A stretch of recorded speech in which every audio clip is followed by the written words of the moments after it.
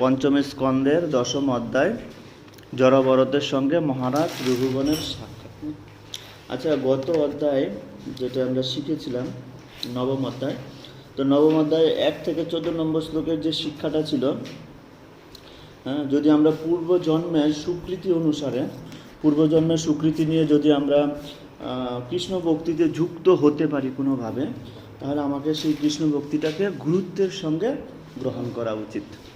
1 থেকে 14 নম্বর শ্লোকে এই সিদ্ধান্ত এখানে দেয়া হয়েছিল যে কেউ যদি কোনো কারণে বা কোনো স্বীকৃতির ফলে বা কোনো দৈববশত কোনো ব্যাপারে সে যদি কোনো কারণে কৃষ্ণ ভক্তিতে একবার যুক্ত হতে পারে, তাহলে সেই কৃষ্ণ ভক্তিটাকে বা সেই তপস্যাটাকে তার গুরুত্বের সহিত গ্রহণ করা উচিত। ভরত মহারাজ তার পিতার স্বীকৃতিতে বা যে হোক তার পূর্বজন্মের স্বীকৃতিতে তিনি বনে তপস্যায় করতে গিয়েছিলেন, কিন্তু যেহেতু সেটাকে তিনি গুরুত্ব দেননি, তিনি ভেবেছিলেন এই পশুটাকে আপ্যায়ন করা, পশুটাকে রক্ষা করা আমার অন্য কোনো যে কোনো স্বার্থের চেয়ে বড় কাজ। তো যেহেতু এটা গুরুত্ব দেননি, সেই জন্য তার জীবনে একটা বিপদ ঘটেছে। তো সেহেতু এখানে সিদ্ধান্ত দেওয়া হয়েছে যে যে কোনো অবস্থাতেই কৃষ্ণ ভক্তিকে ত্যাগ করা যাবে না, তাকে গুরুত্বের সহিত গ্রহণ করা উচিত। আর 15 থেকে 20 নম্বর শ্লোকে সেখানে বিশেষভাবে আলোচিত হয়েছে বাকিটা, সেখানে হচ্ছে জীবনের সর্বাবস্থাতেই ভগবানের শরণাগত হওয়া উচিত। যে কোনো অবস্থায় ভগবানের শরণাগত হওয়ার জন্য কোনো সময়, কাল, পাত্র এগুলোর অপেক্ষা রাখে না, তাই না? যে কোনো অবস্থায় ভগবানের শরণাগত হতে হবে। যেমন এক ব্যক্তি, তিনি এক গুরুর গৃহে এসেছেন, তো গুরুর গৃহে আসার পর তিনি গুরুর আশ্রম দেখে তার খুব ভালো লেগেছে, সবাই সাধন ভজন করছে, তার খুব ভালো লেগেছে। তখন তিনি তার গুরুকে বললেন যে আমি এই সংসারের মধ্যে এত ভাবে আবদ্ধ আছি, আমার স্ত্রী আছে, আমার পুত্র আছে, আমি কিভাবে আমি সারভাইভ করব বা আমি কিভাবে এই সংস্থার মধ্যে যুক্ত হতে পারি, কখন যুক্ত হলে ভালো হয়। তখন তার গুরুদেব বলল যে আপনার জন্য এখনই সঠিক সময় যুক্ত হওয়ার জন্য। তখন সে বলল, এখন আমার স্ত্রী বাড়িতে আছেন, আমার পুত্র সন্তান আছে, আমার কন্যা সন্তান আছে, তাদের খাওয়া দাওয়া, তাদের প্রতি আমার দায়িত্ব আছে, আমার মা বাবার প্রতি দায়িত্ব আছে, এই মুহূর্তে কিভাবে সম্ভব আমি এভাবে যুক্ত হওয়ার জন্য। তো তিনি ভাবলেন না, আমি পরে এক সময় হলে যুক্ত হব। তিনি বাড়ি চলে গেছেন। চলে যাওয়ার পর অনেক দিন পর তিনি আবার যখন আশ্রমে আসলেন, তো আশ্রমের একটা কোণায় সেখানে একটা নদীর একটা কিনারায় আশ্রমটা ছিল। তো তিনি এসে দেখলেন তার গুরুদেব নদীর কিনারায় দাঁড়িয়ে আছেন। তখন তিনি সামনে গেলেন, গিয়ে জিজ্ঞাসা করছেন, গুরুদেব আপনি দাঁড়িয়ে আছেন, অপেক্ষা করছেন নদীর কিনারায় কিসের জন্য? তখন তিনি বললেন যে নদীর ঢেউ কখন বন্ধ হবে তখন আমি স্নান করতে যাব। নদীর যে এত বড় ঢেউ হচ্ছে তাতে আমার স্নান করাতে সমস্যা হবে, আমি স্নান করতে পারছি না, আমি দাঁড়িয়ে আছি, আমি অপেক্ষা করছি কখন নদীর ঢেউ বন্ধ হবে। তখন সেই লোকটি বললেন যে আপনি কি জানেন না, নদীর ঢেউ কখনো বন্ধ হয় না, নদীর ঢেউ আজীবন চলবে, আপনি কতদিন অপেক্ষা করবেন? আপনি সারা জীবন অপেক্ষা করলে নদীর ঢেউ কোনোদিন বন্ধ হবে না। তখন গুরুদেব বললেন যে তুমিও জানো না যে সংসারে এই সমস্ত দুঃখ, এই সমস্ত রেসপন্সিবিলিটি, এই সমস্ত দায়িত্ব আজীবন থাকে, এ কোনোদিন শেষ হবে না। এটা আমাদের পূর্বকৃত কর্ম অনুসারে হচ্ছে, এটা কোনোদিনও শেষ হবে না। তুমি কার অপেক্ষায় আছো? আমি অপেক্ষা করছি ঢেউ কখন শুরু হবে, সেটাকে তুমি বোকামি মনে করছো। তুমি কার অপেক্ষায় আছো যে তোমার এখনো সময় হয়নি?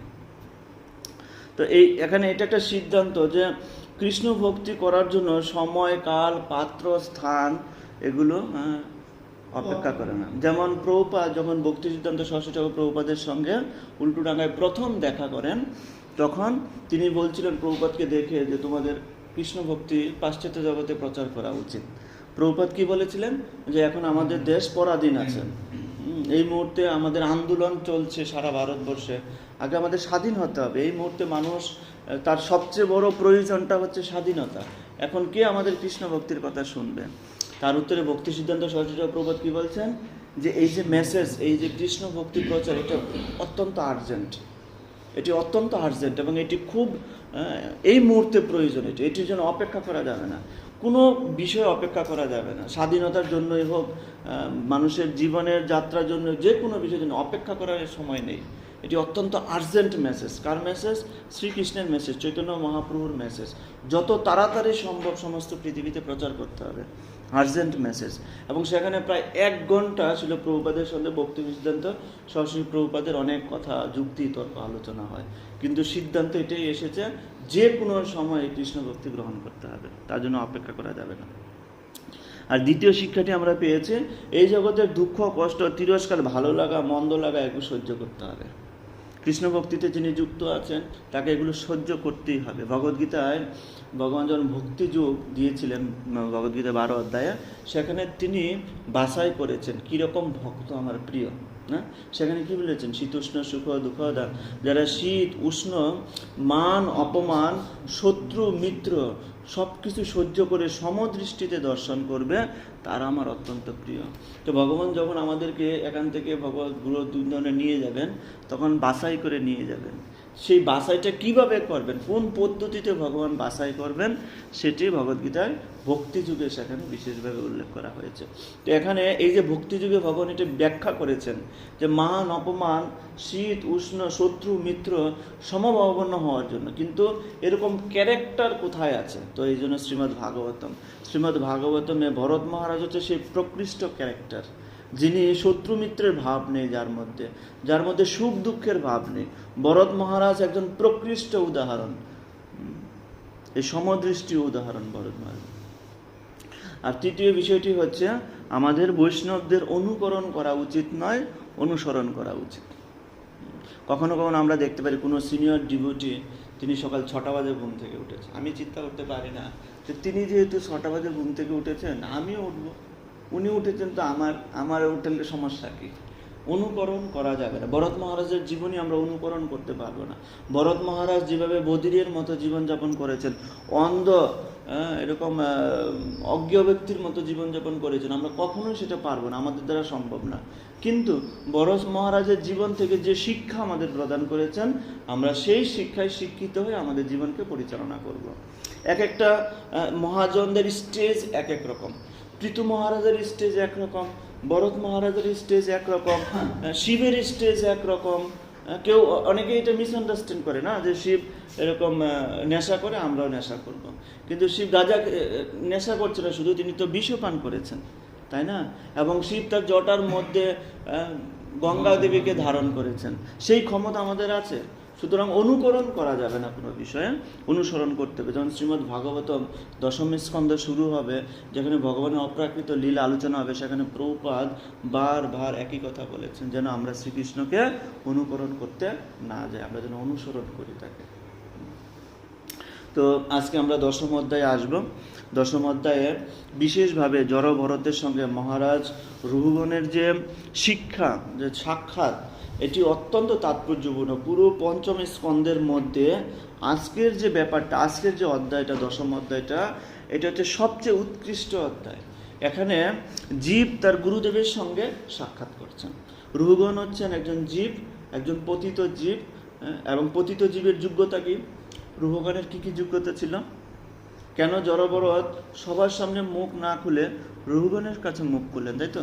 তার পিতা, তার ভ্রাতা, আত্মীয় স্বজন, কারো কাছে তিনি মুখ খুললেন না, কিন্তু রঘুগণের কথায় তিনি মুখ খুললেন। তিনি নিজেকে পরিচয় দিলেন রঘুগণের কাছে। কেন পরিচয় দিয়েছেন, আমরা সেই প্রসঙ্গে আসব। আপনাদের অধ্যয়ন করে বের করতে হবে, এটি অত্যন্ত তত্ত্ব ব্যাপার। এবং এখানে রঘুগণ হচ্ছেন একজন শিষ্যের মতো, আর ভরত মহারাজ একজন আদর্শ গুরুর মতো, তাই না? তো আমরা দেখতে পাই, যখন ছিল প্রভুপাদ, তিনি ছোটোবেলায় তিনি রাধাকৃষ্ণ নিয়ে থাকতেন। তার বাবা প্রভুপাদকে খুব আদর স্নেহ দিয়ে বড় করেছেন। এবং আমরা দেখতে পাই প্রভুপাদের জীবনী থেকে, যখন প্রভুপাদের পিতা প্রভুপাদকে কোনো বিষয়ে শাসন করতেন, তখন তিনি আগে বলে দিতেন, দেখো আমি তোমাকে শাসন করছি, তুমি বৈষ্ণব, কিন্তু আমি তোমাকে শাসন করছি, তুমি কিছু মনে করো না, এটা আমি পিতা হিসেবে এটা আমার কর্তব্য, সেজন্য আমি তোমাকে শাসন করছি। এই বলে তার পিতা প্রভুপাদকে শাসন করতেন। তো প্রভুপাদ খুব আদরের মধ্যে, খুব তার পিতা সবসময় রাধাকৃষ্ণের সেবা করতেন, একজন উৎকৃষ্ট বৈষ্ণব ছিলেন। কিন্তু যখন প্রভুপাদ পড়ালেখায় যুক্ত হয়েছেন, পড়ালেখায় যুক্ত হওয়ার পরে তিনি বিবাহ জীবনে আবদ্ধ হয়েছেন। ধীরে ধীরে এগুলো আস্তে আস্তে তার জীবন থেকে অনেকটা লুপ্তপ্রায় হয়ে গিয়েছিল। তো হঠাৎ করে একদিন তার বন্ধু তাকে বলল যে একজন সন্ন্যাসী এসেছেন, একজন আদর্শ পুরুষ এসেছেন, চলো আমরা তার সাক্ষাতে যাই। তার বন্ধু প্রকৃতপক্ষে চেয়েছিল তার ক্ষেত্রে দীক্ষা নেওয়ার জন্য, কিন্তু তিনি আইডেন্টিফাই করতে পারছেন না আদৌ তিনি সদ্গুরুদেব কিনা। তো প্রভুপাদ যেই কলেজে পড়ালেখা করতেন সেই কলেজে যত স্টুডেন্ট আছে সবাই প্রভুপাদকে মানতেন, প্রভুপাদ যেটা বলবে সবাই সেটাই গ্রহণ করতেন।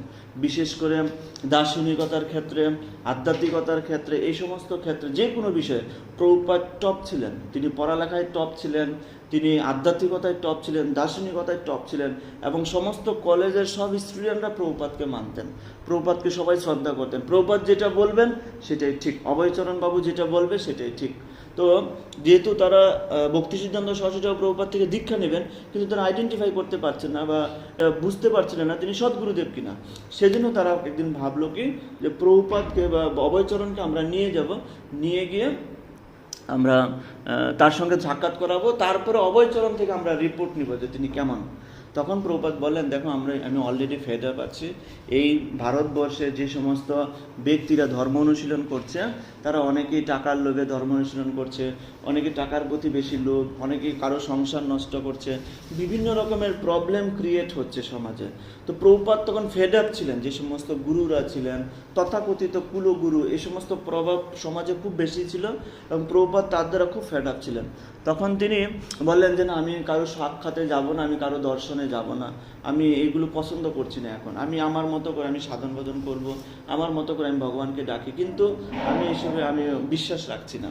তখন তার বন্ধু তাকে বললেন যে তোমাকে আমি অনুরোধ করছি, তুমি শেষবারের মতো একবার ওনার কাছে যাও, আমার মনে হচ্ছে তুমি যদি ওনার সংস্পর্শে আসো তাহলে তোমারও ভালো লাগবে। তাকে খুব ভালোভাবে ইন্সপায়ার্ড করলেন। ইন্সপায়ার্ড করার পর শিল প্রভুপাদ বললেন ঠিক আছে। তো তখন শিল প্রভুপাদ তিনি ভক্তি সিদ্ধান্ত সরস্বতী প্রভুপাদের সঙ্গে তার প্রথম সাক্ষাৎ হয়, এবং প্রথম সাক্ষাতে কী কী কথোপকথন হয়েছে এগুলো আমরা শুনেছি, জেনেছি। তো তারপরে 1 ঘন্টা কথোপকথন হওয়ার পরে এবং ভক্তি সিদ্ধান্ত সরস্বতী প্রভুপাদ সেদিন তার মুড এমন ছিল মনে হচ্ছে তিনি প্রভুপাদের জন্য অপেক্ষা করছেন। যেমন এখানে আমরা দেখতে পাই ভরত মহারাজ এই রাজা রুহুগণের জন্য অপেক্ষা করছেন এতদিন ধরে, ঠিক সেরকম ঠিক ভক্তি সিদ্ধান্ত সরস্বতী প্রভুপাদ তিনি কখনো এইভাবে খোলামেলা এইভাবে আলোচনা করতেন না, বা এইভাবে কখনো, যেমন তার গুরুদেব তাকে বলেছিলেন তুমি কখনো কলকাতায় যেও না, আর দ্বিতীয়টি বলেছিলেন তুমি কখনো দীক্ষা দিও না, তাই না? কিন্তু তারপরও ভক্তি সিদ্ধান্ত সরস্বতী প্রভুপাদ তিনি কলকাতায় গেলেন এবং দীক্ষা দিলেন। একজন ভক্ত এসে তাকে জিজ্ঞাসা করছেন যে আপনার গুরুদেব তো আপনাকে বলেছিল আপনি কখনো কলকাতায় না যেতে, আপনি কি করে কেন কলকাতায় গেলেন? তাহলে তো আপনি গুরু আজ্ঞা লঙ্ঘন করলেন। তখন ভক্তি সিদ্ধান্ত সরস্বতী প্রভুপাদ বললেন আমি তো কলকাতায় কখনো যাইনি, আমি যেখানে গিয়েছি সেখানে রাধা মাধব রাধা কৃষ্ণের মন্দির, সেই মন্দিরে ছিলাম, সেখানে ভজন করেছি, সেখানে আমার তো কলকাতার পত্রিকা পড়া, কলকাতার বাজারে ঘোরা, বাজার করা, শপিং মলে যাওয়া, এগুলো তো আমি যাইনি, সুতরাং কলকাতার প্রভাব আমি নেইনি। কিন্তু প্রকৃতপক্ষে ভক্তি সিদ্ধান্ত সরস্বতী প্রভুপাদ কেন কলকাতায় গিয়েছে, এবং তার হেড অফিস কলকাতায় ছিল, 64টি গৌড়ীয় মতের হেড অফিস ছিল কলকাতায়। কেন তিনি কলকাতায় গিয়েছিলেন? শিল প্রভুপাদের সঙ্গে তার সাক্ষাৎকারের জন্য তিনি কলকাতায় গিয়েছিলেন, তাই না?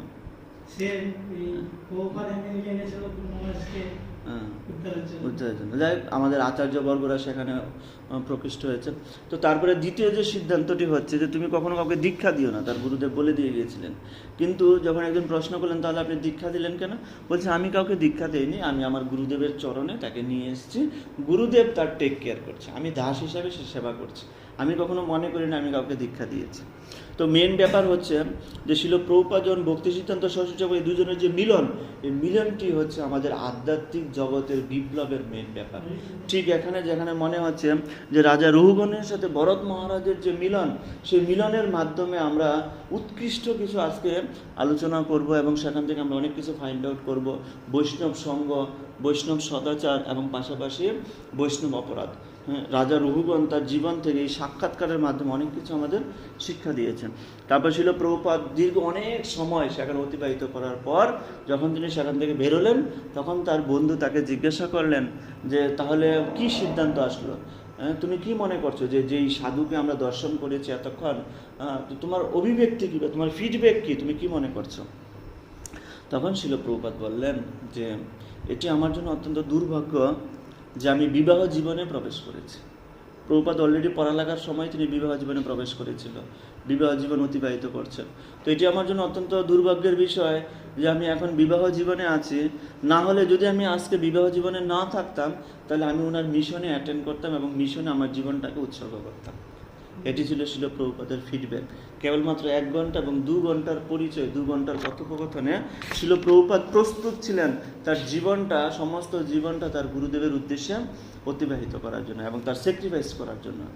তারপর এই পর্যন্ত প্রভুপাদের জীবন সুখে, শান্তিতে, আনন্দে সব কিছুতে কেটেছিল। যেদিন থেকে তার গুরুদেবের সঙ্গে তার সাক্ষাৎ হয়েছে, প্রভুপাদের সংসারের সমস্যা তৈরি হলো, ব্যবসা বাণিজ্যের সমস্যা তৈরি হলো, পড়ালেখায় সমস্যা তৈরি হলো। প্রভুপাদ যেদিকেই যাচ্ছেন সেদিকেই কোনো না কোনো সমস্যা তৈরি হচ্ছে। সংসারে তারপর থেকে সংসারে তার পত্নীর সঙ্গে বনছে না, মিলমিশ হচ্ছে না, দুজন একসঙ্গে চলতে পারছে না। তার বাবাকে সেটি জানিয়েছেন। তিনি যখন পড়ালেখায় স্টাডি করছেন, স্টাডিতে তার মন বসছে না। স্টাডি শেষ করে তিনি যখন বিজনেস শুরু করবেন, বিজনেস ভালো করে চলছে না, কোনো কিছুতেই পারফেক্ট হচ্ছে না। প্রভুপাদ যেদিকেই যাচ্ছেন সেদিকেই কোনো না কোনো সমস্যা তৈরি হচ্ছে তার জীবনে। এবং শেষে ভগবান কি করলেন? ভগবান ওয়েট করছেন কবে তিনি পূর্ণভাবে সারেন্ডার করবেন নিজেকে, পূর্ণভাবে তার গুরুদেবের এই আজ্ঞার জন্য সারেন্ডার করবেন। এবং 1934 মনে হয়, সেই সময়ে 32 বা 34, সেই সময় প্রভুপাদ তিনি তার সন্তানকে নিয়ে রাধাকুণ্ডের তীরে ভক্তি সিদ্ধান্ত সরস্বতী প্রভুপাদের সঙ্গে মিট করেন। এটি ছিল প্রভুপাদের সম্ভবত শেষ মিট। তারপরের বছরই তার গুরুদেব দেহ রাখেন।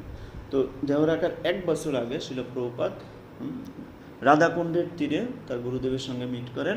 এবং সেখানে আমরা আলোচনা করেছি যে ভক্তি সিদ্ধান্ত সরস্বতী কতটা ডিসঅ্যাপয়েন্টেড ছিলেন, যে গৌরী মঠের বর্তমান পরিস্থিতি, গৌরী মঠের যে পরিস্থিতি, সিচুয়েশন নিয়ে কতটা ডিসঅ্যাপয়েন্টেড ছিলেন। এবং তারপর প্রভুপাদ তিনি জিজ্ঞাসা করেন, প্রভুপাদ তখন মানসিকভাবে প্রস্তুতি নিচ্ছেন, কেন আমি যেদিকেই যাচ্ছি আমি কোনো সফলতা পাচ্ছি না, না বিজনেসে সফলতা পাচ্ছি, না পারিবারিক জীবনে সফলতা পাচ্ছি, না আমার ব্যক্তিগত জীবনে আমি সফলতা পাচ্ছি, কোনো দিক থেকে আমি সফলতা পাচ্ছি না। প্রকৃতপক্ষে সেই জন্য প্রভুপাদ তার গুরুদেবের সঙ্গে সাক্ষাৎ করতে যান। এবং যখন দেখতে পাই, যখন প্রভুপাদ ভক্তি সিদ্ধান্ত সরস্বতী প্রভুপাদের শিষ্যদের তিনি হেল্প করছিলেন, বিশেষ করে তিনি যখন কোথায় ছিলেন, এলাহাবাদে মন্দির প্রতিষ্ঠার জন্য তিনি হেল্প করছিলেন, বুক ডিস্ট্রিবিউশনে অনেকটা হেল্প করছিলেন, কালেকশনে হেল্প করছিলেন, অনেক দিক থেকে হেল্প করছিলেন। কিন্তু যখনই তিনি তার গুরুদেবের প্রচারে তিনি হেল্প করছেন, তখন সেখান থেকে সাকসেস পাচ্ছেন এবং বিরাট অঙ্কের টাকা তিনি ডোনেশন হিসেবে নিয়ে আসছেন। এই দিক থেকে তার সাকসেস আছে, কিন্তু জাগতিক দিক থেকে কোনো সাকসেস পাচ্ছে না। প্রভুপাদ তিনি নিজেও চিন্তা করতে পারছিলেন না কেন আমার জীবনে এত ব্যর্থতা আসছে। তখন তিনি 1932-তে তিনি ভক্তি সিদ্ধান্ত সরস্বতী প্রভুপাদের সঙ্গে রাধাকুণ্ডে তিনি দেখা করেন এবং সেখানে তার গুরুদেব তাকে উপদেশ দিয়েছিলেন যে তোমার যদি কোনো দিন সময় হয় তাহলে তুমি গ্রন্থ চাপিও। আমি যদি এই মন্দিরের মার্বেল পাথরগুলো বিক্রি করে গ্রন্থ চাপাতে পারতাম তাহলে হয়তো আরও বেশি উপকৃত হতো। কিন্তু ভক্তি সিদ্ধান্ত সরস্বতী প্রভুপাদ তিনি নিজে সেই কার্যটি সম্পাদন না করে, তিনি নিজে গ্রন্থ না ছাপিয়ে তার প্রিয় শিষ্য প্রভুপাদকে তিনি এই গ্রন্থ ছাপাতে আদেশ দিয়েছিলেন। এবং প্রভুপাদ এই যে দুইজনের দ্বিতীয় সাক্ষাৎ, পরম সাক্ষাৎ। এবং আরেকটা সাক্ষাৎ আমরা দেখব, যখন ভক্তি সিদ্ধান্ত সরস্বতী প্রভুপাদ তিনি বৃন্দাবন ট্যুরে গিয়েছিলেন, তিনি তার সমস্ত শিষ্যদের নিয়ে বৃন্দাবনের ট্যুরে গিয়েছিলেন। তো ট্যুরে যাওয়ার সময় তো একদিন সারাদিন পরিক্রমা করার পর বিকালবেলা সবাই টায়ার্ড হয়ে আছে, বিকালবেলা তখন ভক্তি সিদ্ধান্ত সরস্বতী প্রভুপাদ তিনি বললেন যে ছাদে ক্লাস হবে। তো যারা বিগ্রহ দর্শন করতে পারেন বিগ্রহ দর্শনে যেতে পারেন, অথবা যারা থাকবে ক্লাস হবে। তো সেখানে তার যত শিষ্যরা ছিল, সন্ন্যাসী শিষ্য থেকে শুরু করে সাধারণ শিষ্য, সবাই কোথায় গেলেন? বিগ্রহ দর্শন করতে গেলেন। আর সেখানে প্রভুপাদ তিনি একা বসে আছেন, তিনি বিগ্রহ দর্শনে যাননি। তিনি কিসে অপেক্ষায় আছেন? ভক্তি সিদ্ধান্ত সরস্বতী ঠাকুর প্রভুপাদের দর্শনের, তার প্রবচন শোনার জন্য।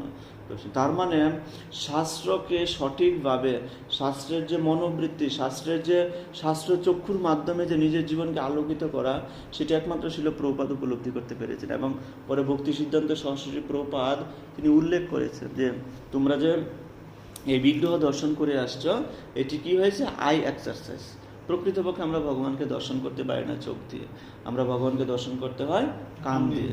তখন ছিল প্রভুপাদের প্রিয় পাত্র হয়ে গেছেন ভক্তি সিদ্ধান্ত সরস্বতী প্রভুপাদকে অত্যন্ত ভালোবাসতে শুরু করলেন সেই সময় থেকে।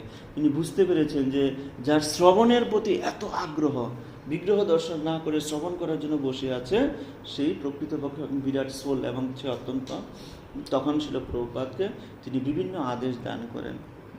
এবং তিনি বিশেষ করে রাধাকুণ্ডের তীরে এটি যে দর্শন করিয়েছিলেন যে আমার পরে কে দায়িত্ব নেবে গৌরী মঠের, এটি নিয়ে ঝগড়া চলছে। তখনই ছিল প্রভুপাদ সিদ্ধান্ত নিয়েছিলেন যে আমার গুরুদেব আমাকে শিক্ষা দিয়েছেন যে জিবিসির মাধ্যমে পরিচালনা করা। এই যে জিবিসি প্ল্যানিং, এটি কিন্তু ভক্তি সিদ্ধান্ত সরস্বতী ঠাকুর প্রভুপাদের প্ল্যানিং। এটি শুধু ছিল প্রভুপাদের ব্যক্তিগত প্ল্যানিং নয়, তিনি জীবনে যা কিছু করেছেন তার গুরুদেবের প্ল্যানিং। তো আজকে আমরা দেখব এখানে একজন গুরু এবং শিষ্যের মধ্যে যে মিলন, সেই মিলন কতটা মাহাত্ম্যপূর্ণ, কতটা জীবের জন্য। আমাদের জীবনও মিলন হয়েছে, আমরা আমাদের গুরুদেবের সঙ্গে সাক্ষাৎ করেছি, তাদের গুরুদেবের চরণে নিজেকে আত্মসমর্পণ করেছি। তো এখানে বিশেষভাবে আলোচিত হবে কি করে গুরুর সঙ্গে আলোচনা করতে হবে, কোন বিষয় নিয়ে আলোচনা করা উচিত, এবং কোন বিষয়ে আমাদের কিভাবে শরণাগত হওয়া উচিত, এই সমস্ত বিষয় আলোচিত এখানে হবে। তো দশম অধ্যায়ে 1 থেকে 8 নম্বর শ্লোকে জড় ভরতের দৈন্যতা এবং ধৈর্য এবং রাজা রঘুগণের তিরস্কার এই বিষয়ে আলোচিত হয়েছে 1 থেকে 8 নম্বর শ্লোক পর্যন্ত।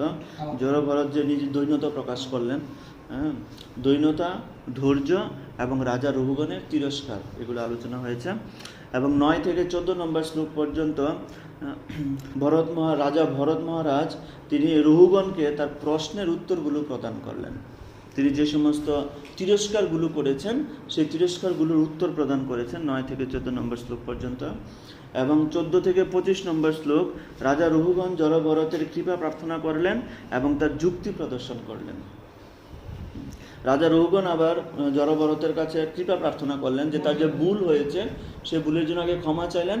তারপরে তিনি রাজা ভরত মহারাজ জড় ভরত যেভাবে তিনি যুক্তি দিয়েছেন সেই যুক্তিগুলোকে তিনি আবার খণ্ডন করতে চাইলেন 14 থেকে 25। তারপরে 16 থেকে 20 নম্বর শ্লোকে রাজা রঘুগণের দৈন্যতা প্রকাশ করলেন। রাজা রঘুগণ ঠিক অর্জুনের মতো, এখানেও বিষয়টা অর্জুনের মতো। অর্জুন প্রথমে নিজের যুক্তি দিয়েছেন, তারপরে বলছেন আমি কিংকৃতব্য বিমূঢ়, আমাকে রক্ষা করুন, আমি শরণাগত। ঠিক রাজা রঘুগণ প্রথমে তিনি যুক্তি দিয়েছেন, পরে বলছেন না আমার যুক্তি মনে হচ্ছে ঠিক হচ্ছে না। তাও তিনি যেহেতু অত্যন্ত উন্নত আশ্রমে আছেন এবং উন্নত চেতনায় আছেন, তার থেকে আমার শ্রবণ করা উচিত। তখন রাজা রঘুগণ নিজেকে জড় ভরতের কাছে নিজেকে প্রকাশ করলেন এবং নিজের অভিব্যক্তি প্রকাশ করলেন। তো আমরা 1 নম্বর শ্লোকটি এখানে অনুবাদে বলা হয়েছে সুকৌবাচ। সুখদেব গোস্বামী বললেন, হে রাজন, তারপর সিন্ধু সৌবীরের রাজা রঘুগণ যখন কপিলাশ্রমে যাচ্ছিলেন তখন তার প্রধান শিবিকা বাহক ইক্ষুমতী নদীর তীরে উপস্থিত হয়ে আরেকজন শিবিকা বাহকের অন্বেষণ করতে করতে দৈবক্রমে জড় ভরতকে সেখানে পেয়েছিল। এবং সে জড় ভরতকে যুবক, বলিষ্ঠ, ধীর অঙ্গ সমন্বিত দেখে তাকে গরু এবং গাধার মতো ভার বহনে সমর্থ বলে বিবেচনা করেছিল। মহাত্মা জড় ভরত যদিও এই প্রকার কার্যের উপযুক্ত ছিলেন না, তবুও তারা কোনো রকম দ্বিধা না করে তাকে বলপূর্বক শিবিকা বহনের কার্যে নিযুক্ত করেছিলেন। তো এখানে একটা প্রশ্ন আছে যে এই যে সিন্ধু সৌবরের রাজা রঘুগণ তিনি কোথায় যাচ্ছিলেন? কপিলাশ্রমে যাচ্ছিলেন। আচ্ছা, কপিলাশ্রম মানে কোথায়? গঙ্গাসাগরে কপিলাশ্রম না। তো এই কপিলাশ্রমে যখন তিনি যাচ্ছিলেন, কপিলা আশ্রমে কি উদ্দেশ্যে যাচ্ছিলেন? আধ্যাত্মিক আলোচনা, পারমার্থিক কিছু জানার জন্য। এটা বিশেষভাবে উল্লেখ করেননি। কেউ বলেছেন যে তিনি আধ্যাত্মিকতা জানার জন্য যাচ্ছিলেন, কেউ বলছেন যে তিনি দীক্ষা নেওয়ার জন্য যাচ্ছিলেন, কেউ বলছেন যে তিনি তার কোনো সমস্যা হয়েছিল সেই জন্য আধ্যাত্মিকভাবে সেই সমাধান চেয়েছিলেন, সেই জন্য যাচ্ছিলেন। কোথাও সেটা উল্লেখ নেই যে তিনি কী উদ্দেশ্যে সেখানে কপিল আশ্রমে যাচ্ছিলেন। তবে এটি ঠিক যে কপিল আশ্রমে যে রওনা করছে, যে আলোচনা হয়েছে যে তিনি কপিল আশ্রমে যাচ্ছেন, তার মানে তিনি কোনো আধ্যাত্মিক উদ্দেশ্য নিয়ে অন্তত যাচ্ছিলেন। তো আধ্যাত্মিক উদ্দেশ্য নিয়ে যখন যাচ্ছিলেন তখন তিনি জড় ভরতকে রাস্তায় দেখতে পেলেন। তিনি যেহেতু বধিরের মতো আচরণ করছিলেন, তো জড় ভরতের জীবনে আরেকটা সমস্যা ক্রিয়েট হলো, তাই না? প্রথম সমস্যা কি হলো? তার ভাই, তার আত্মীয় স্বজনেরা তার প্রতি বিদ্রূপ আচরণ করতে শুরু করলো, বাজে ব্যবহার করতে শুরু করলো। দ্বিতীয় সমস্যা হলো ডাকাতেরা তাকে ধরে নিয়ে বলি দিতে চাইলো। তৃতীয় সমস্যা, এখানে আবার আরেকটা সমস্যা তৈরি হলো। তাহলে দেখুন, একজন এত উন্নত স্তরের একজন বৈষ্ণব, তার জীবনে কি কি সমস্যা আসতে শুরু করলো, একটার পর একটা সমস্যা আসতে শুরু করলো। তো এবং জড়ভরতকে সেখানে তিনি রাস্তায় দেখতে পেয়ে তাকে ধীর অঙ্গ সমন্বিত দেখে এবং তাকে বলিষ্ঠ যুবক, খুব হৃষ্টপুষ্ট এরকম দেখে তাকে সেই তার শিবিকার বাহনের কার্যে তিনি তাকে নিযুক্ত করতে চেয়েছিলেন। এবং 2 নম্বর শ্লোকে সেখানে তাৎপর্য ছিল, প্রভুপাদ বিশেষভাবে বলছেন, জড়ভরতকে যদিও জোর করে শিবিকা বহন করতে বাধ্য করা হয়েছিল, তবুও তিনি পথের পিপিলিকাদের প্রতি তার সহানুভূতি ত্যাগ করেননি। ভগবত ভক্ত অত্যন্ত কষ্টদায়ক পরিস্থিতিতে থাকলেও তার ভক্তি এবং অনুকূল কার্যের কথা ভুলে যান না। যে যখন শিবিকা বহন করছিলেন তখন তাকে জোরপূর্বক দেওয়া হয়েছে দায়িত্ব, বলা হয়েছে আগের শ্লোকে, জোরপূর্বক। এটি এমন না যে তার অনুমতি সাপেক্ষে, তা না, জোরপূর্বক দেওয়া হয়েছে দায়িত্ব। এবং জোরপূর্বক দেওয়ার পরে রাস্তায় পিপিলিকা হাঁটছিল, তিনি কি করছিলেন, সামঞ্জস্যভাবে পা ফেলছিলেন না, কখনো আগে কখনো পরে, যার ফলে অন্য 3 জন যারা শিবিকা ধরে রেখেছিল তাদের সমস্যা তৈরি হয়েছে এবং শিবিকা ভালোভাবে যাচ্ছিলেন না, এবং সেটি রাজা খুব বিরক্ত অনুভব করছিলেন। তো প্রভুপাদ বলছেন যে ভক্তরা যত সমস্যায় থাকুক না কেন, কোনো অবস্থাতেই তিনি ভক্তি এবং অনুকূল কার্যের কথা ভুলে যান না। ভগবানের ভক্তি করার কথা, সেটার সাথে কোনো স্যাক্রিফাইস হবে না। ভগবানের যে চৈতন্য মহাপ্রভু বলছেন যে প্রকৃষ্ট ধর্ম কি, জীবে দয়া, নামে রুচি, বৈষ্ণব সেবা, তাই না? এটি হচ্ছে প্রকৃষ্ট ধর্ম, চৈতন্য মহাপ্রভু। জীবের প্রতি দয়া। এই জগতে যত ধর্ম আপনি দেখতে পাবেন, এই জগতে যত ধর্ম বলে যা কিছু চলে, ভাগবত কহে তাহা পরিপূর্ণ চলে। এগুলো চলে না কেন? কোথাও জীবের প্রতি দয়া নেই, কোনো ধর্মে জীবের প্রতি দয়া দেখানো হচ্ছে না। সবার বাড়িতে কসাইখানা খুলে রেখেছে এবং সবাই জীবকে কঠিনভাবে হত্যা করছে। তো যখন সুনামি এসেছিল তখন কি হয়েছিল, যে মানুষ এত পরিমাণে মারা গিয়েছিল এবং তারা সমুদ্রে পতিত হয়েছিল, তখন মাছেরা সে কী করেছিল, মানুষদেরকে ধরে ধরে খেয়েছিল, তাই না? যেমন কর্ম তেমন ফল। আমরা যেমন সমুদ্র থেকে মাছ ধরে নিয়ে এসে খাচ্ছে, আবার কখনো কখনো এরকম ফিস্ট আসে তাদের জন্য, তারাও সুযোগ পায়, তারাও মানুষ ধরে ধরে খাবার সমুদ্রের মধ্যে, তাই না? সুনামির সময় তাই তো হয়েছিল। তো আমাদের এখানে কিছু গ্রুপ ডিসকাশন আছে। শ্লোক 1 থেকে 8 বৈষ্ণবদের নীতি শিক্ষা বের করুন এবং সেগুলো আমাদের জীবনে কিভাবে প্রয়োগ করতে হবে। একজন বৈষ্ণবের জন্য ছিল প্রভুপাদ যে সমস্ত নীতি শিক্ষা দিয়েছেন, শ্লোক 1 থেকে 8 আপনারা 4 জন সেগুলো বের করবেন।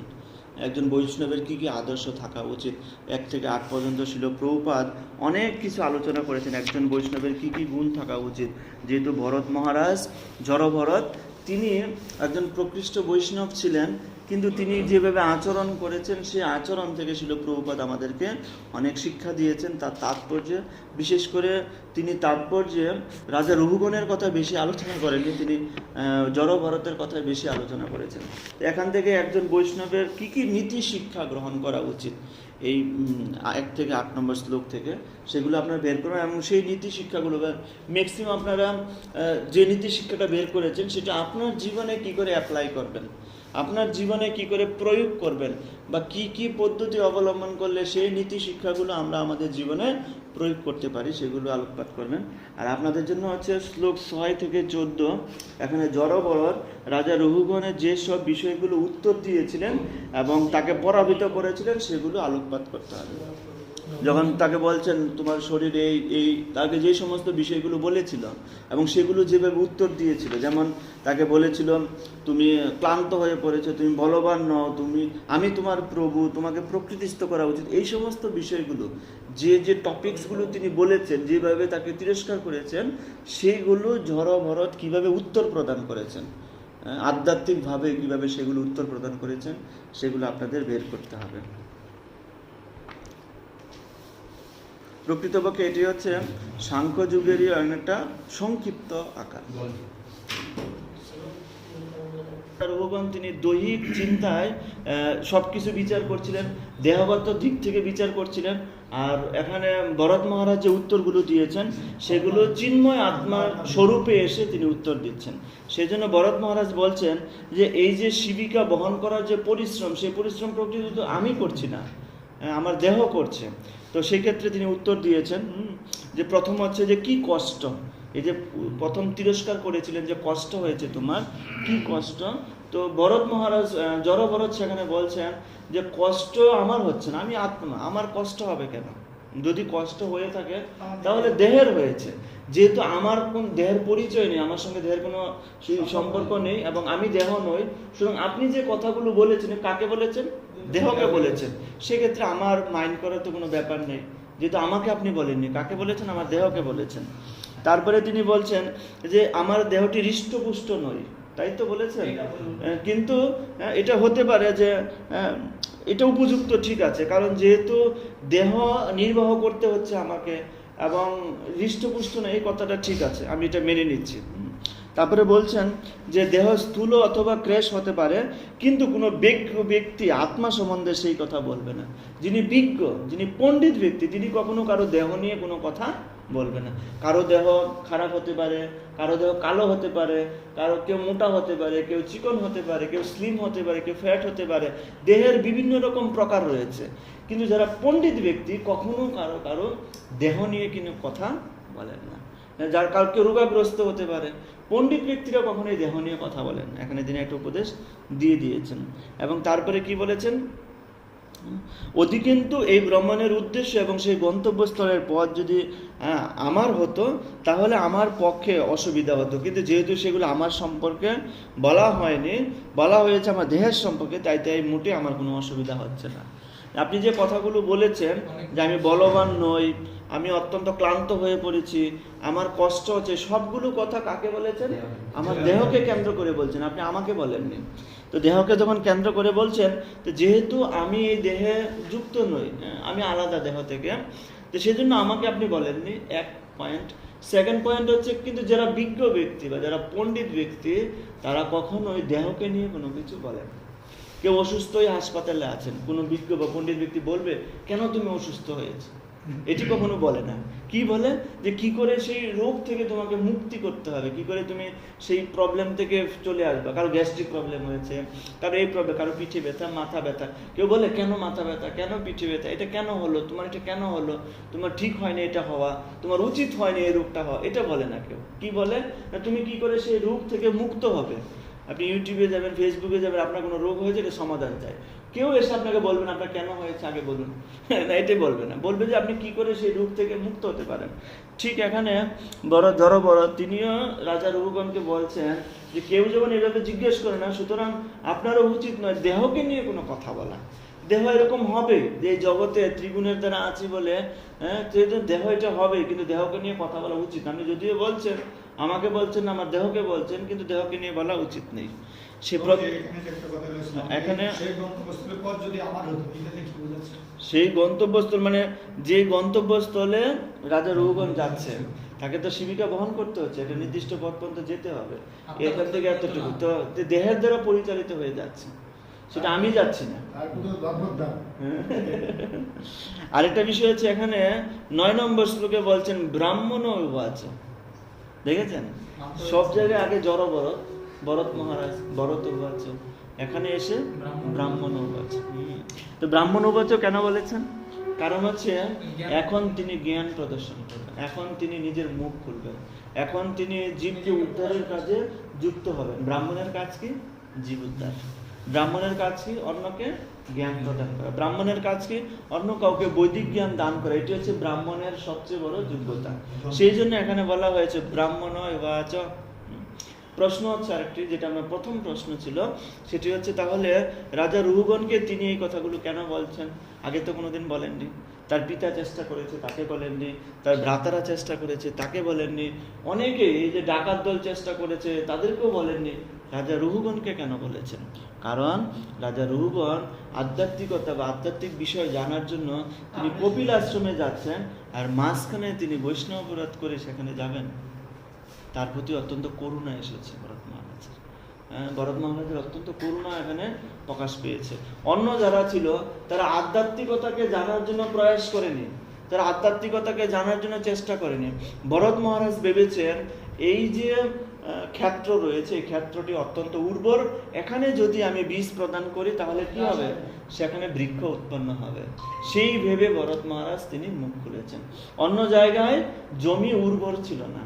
শিল প্রভুপাদ বিভিন্ন জায়গায় তাৎপর্যে লিখেছেন আমাদের প্রচারের টেকনিক, এবং ভরত মহারাজ থেকে আমাদের এই প্রচারের টেকনিক আমাদের গ্রহণ করতে হবে। আমরা যেখানে সেখানে ভগবানের কালীয় নাগ দমন লীলা, ভগবানের গোপীদের বস্ত্রহরণ করেছেন, যেখানে সেখানে আলোচনা করলে হবে না। আপনি যেখানে সেখানে গিয়ে বললেই হবে না আপনি হরে কৃষ্ণ মহামন্ত্র নিয়ে জপ করুন, বললে লাভ হবে না। আপনি যেখানে সেখানে ভগবানের দিব্য নামের মহিমা বললেও কোনো লাভ হবে না। আপনাকে দেখতে হবে কোন জায়গাটা উর্বর আছে, কোন জমিটা উর্বর আছে, সেই উর্বর জমি দেখে আপনাকে সেখানে চারা রোপণ করতে হবে, বীজ রোপণ করতে হবে। উর্বর জমি দেখে আপনাকে সেখানে প্রচার করতে হবে। এখন প্রশ্ন হচ্ছে সব জায়গাতে উর্বর থাকবে না, সেই ক্ষেত্রে কি করা? আমরা যেখানে প্রচার করতে যাই সেখানে সবাই তো উর্বর থাকবে না, আবার কেউ উর্বরের ভান দেখাবে কিন্তু প্রকৃতপক্ষে উর্বর নয়। সেই ক্ষেত্রে আমরা কি করতে পারি? প্রভুপাদ বলছেন তিনটি জিনিস। একটি হচ্ছে আমাদের এনভায়রনমেন্ট এমন ক্রিয়েট করতে হবে, যেমন প্রভুপাদ তিনি শ্রীমদ্ ভাগবতমের আগেই প্রথমে রাধা মাধব কীর্তন করতেন। কেন করতেন? একজন ভক্ত এসে প্রভুপাদকে বলছেন, প্রভুপাদ আপনার ক্লাসটা আজকে খুব ভালো হয়েছে, ফাটাফাটি ক্লাস। এরকম হয় না যে আপনার ক্লাসটা খুব ফাটাফাটি? প্রভুপাদ বলছেন ফাটাফাটি প্রতিদিনই হয়, তুমি বাইরে থাকো বলে, জড়জগতের মানুষের সংস্পর্শে থাকো বলে, তোমার মন মলিন হয়ে গেছে বলে তুমি এসে হঠাৎ করে, আর এই দুদিন মন্দিরে ছিলে বলে তোমার মন সংযত ছিল, তখন তোমার কাছে ভালো লেগেছে। আর যখন তোমার মন মলিন হয়ে যায় তখন ভালো লাগে না। এটি আমাদের সমস্যা, ক্লাস ভালো খারাপ হয় না, ঠিক না? এটা আমাদের প্রবলেম যে আমরা যখন কোনো জড়জগতের সাথে সংস্পর্শে থাকি, জড়জগতের সঙ্গে যুক্ত থাকি, তখন আমাদের মন মলিন হয়ে যায়, তখন ভাগবত কথা আমাদের হৃদয়ে প্রবেশ করতে চায় না। কিন্তু যখন আমাদের ইন্দ্রিয় সংযত থাকবে, ইন্দ্রিয় নিয়ন্ত্রণে থাকবে, তখন যে কেউ বলুক না কেন তখন আমার কাছে তা অমৃতের কাছে মনে হবে, তাই না? তো প্রভুপাদ বলছেন প্রথম হচ্ছে আমাদের এনভায়রনমেন্ট এমন ক্রিয়েট করতে হবে যেন সেখানে ভাগবত পরিবেশের জন্য জমি উর্বর হয়, প্রথম কাজ। সেজন্য আমাদের হরিনাম যেখানে আমরা প্রচার করতে যাচ্ছি সেখানে একমালা জপ করানো, দুমালা জপ করানো প্রথম কাজ, এবং সেখানে রাধা মাধব কীর্তন করা। যখন পরিবেশটা আগে শান্ত করতে হবে, সবাই বিভিন্ন ব্যাকগ্রাউন্ড থেকে এসেছে, সবাই বিভিন্ন রকমের ব্যাকগ্রাউন্ড থেকে আসার ফলে বিভিন্ন রকমের মানসিকতা নিয়ে আসছে। আবার কেউ এসে আপনাকে এমন প্রশ্ন নিয়ে এসেছে, এমন প্রশ্ন সে লিখে নিয়ে আসছে আপনাকে আটকে দিবে আজকে, এরকম মনোবৃত্তি নিয়ে এসেছে। সেজন্য আমাদের প্রথমে জমি উর্বর তৈরি করতে হবে। এখন ভরত মহারাজ দেখতে পাচ্ছেন যে এই জমিটা খুব উর্বর আছে, এখানে আমাকে বীজ রোপণ করতে হবে। ঠিক আমাদের হরিনামের মাধ্যমে, রাধা মাধব কীর্তনের মাধ্যমে, শ্রদ্ধার সহিত তাদের সঙ্গে কথা বলার মাধ্যমে, খুব হাস্যোজ্জ্বলভাবে তাদের সঙ্গে কথা বলার মাধ্যমে, মিষ্ট ভাষায় তাদের সঙ্গে কথা বলার মাধ্যমে আমাদেরকে আগে জমিটা উর্বর করতে হবে। তখন আপনি সেই জমিতে যা রোপণ করবেন সেটাই হবে। সেই জন্য প্রথমে গিয়ে আপনি হরে কৃষ্ণ মহামন্ত্র জপ করুন। কারো বাড়িতে ঢুকে আপনি মহামন্ত্র জপ করছেন না, কি এই কলিযুগে আপনি জপ করছেন না, ছি ছি ছি। যখন আপনি প্রথম এগুলো বলবেন, সে আপনাকে কি করবে? মিসআন্ডারস্ট্যান্ড করবে। মিসআন্ডারস্ট্যান্ড করে আপনাকে ত্যাগ করবে, আপনার সঙ্গ করতে চাইবে না, ঠিক কি না? বা অথবা আপনি কোথাও প্রচার করতে গিয়েছেন এবং প্রচার করতে গিয়ে দেখতে পাচ্ছেন সেখানে যে সমস্ত ভক্তরা রয়েছে বা যারা রয়েছে তারা রামকৃষ্ণ মিশনের দীক্ষিত। আপনি সেখানে গিয়ে বলছেন হরিনাম তোমাদের শিখায়নি, ছি ছি ছি, ব্যাস আপনার বলবে যে এই প্রভু যেন আর আমার বাড়িতে আর না। সেজন্য আমাদের প্রচারের সময় সবচেয়ে বড় টেকনিক হচ্ছে আমাদের চিন্তা করতে হবে জমিটা কোন অবস্থায় আছে, কোন অবস্থা থেকে তাকে কোন অবস্থা নিয়ে আসলে তারপরে সেটা হবে। আমাদের উর্বর জমি, উর্বরতা দেখে দিতে হবে, তারপরে আমাদের কথা বলতে হবে। আমার মুখ খোলার আগে তাকে আগে শান্ত করতে হবে। হরিনামের মাধ্যমে আমরা বসে একমালা জপ করি, কে কোথায় আছে কিভাবে আছে সেটা আগে একমালা জপ করি বসে, সেটা আপনি মন্দিরে করতে পারেন। কিন্তু যখন প্রচার করতে যাবেন কারো বাড়িতে, আসুন আমরা সবাই বসে একমালা জপ করি, হবে? হবে না, করবে না। বিভিন্নজন বিভিন্ন, আপনার মন্দিরে যারা এসছে তারা শ্রদ্ধাবান, শ্রদ্ধা আছে বলে মন্দিরে আসছে, কিন্তু যে বাড়িতে আছে সে শ্রদ্ধাবান নাও হতে পারে। আপনার কাজ হচ্ছে সেটাকে উর্বর করে তোলা। দ্বিতীয় টেকনিক হচ্ছে মহাপ্রসাদ। মহাপ্রসাদ হচ্ছে একটি এই কলিযুগে ভগবানের সবচেয়ে বড় আশীর্বাদ। এবং শিল প্রভুপাদ বলছেন এই জড়জগতের লোকের জমি উর্বর করার সবচেয়ে বড় উপাদান হচ্ছে মহাপ্রসাদ। তাই না? শিল প্রভুপাদ যে জয় করেছেন তিনি মহাপ্রসাদের মাধ্যমে জয় করেছেন, তাই না? তিনি প্রথম নিজে রান্না করতেন, থালা বাসন মাজতেন, তিনি ভোগ লাগাতেন এবং তারা খেয়ে প্লেটটা ফেলে দিয়ে চলে যেতেন। শিল প্রভুপাদ সেগুলো মার্জন করতেন। আর এই মহাপ্রসাদের মাধ্যমে তিনি সমস্ত জগৎকে তিনি প্লাবিত করেছেন।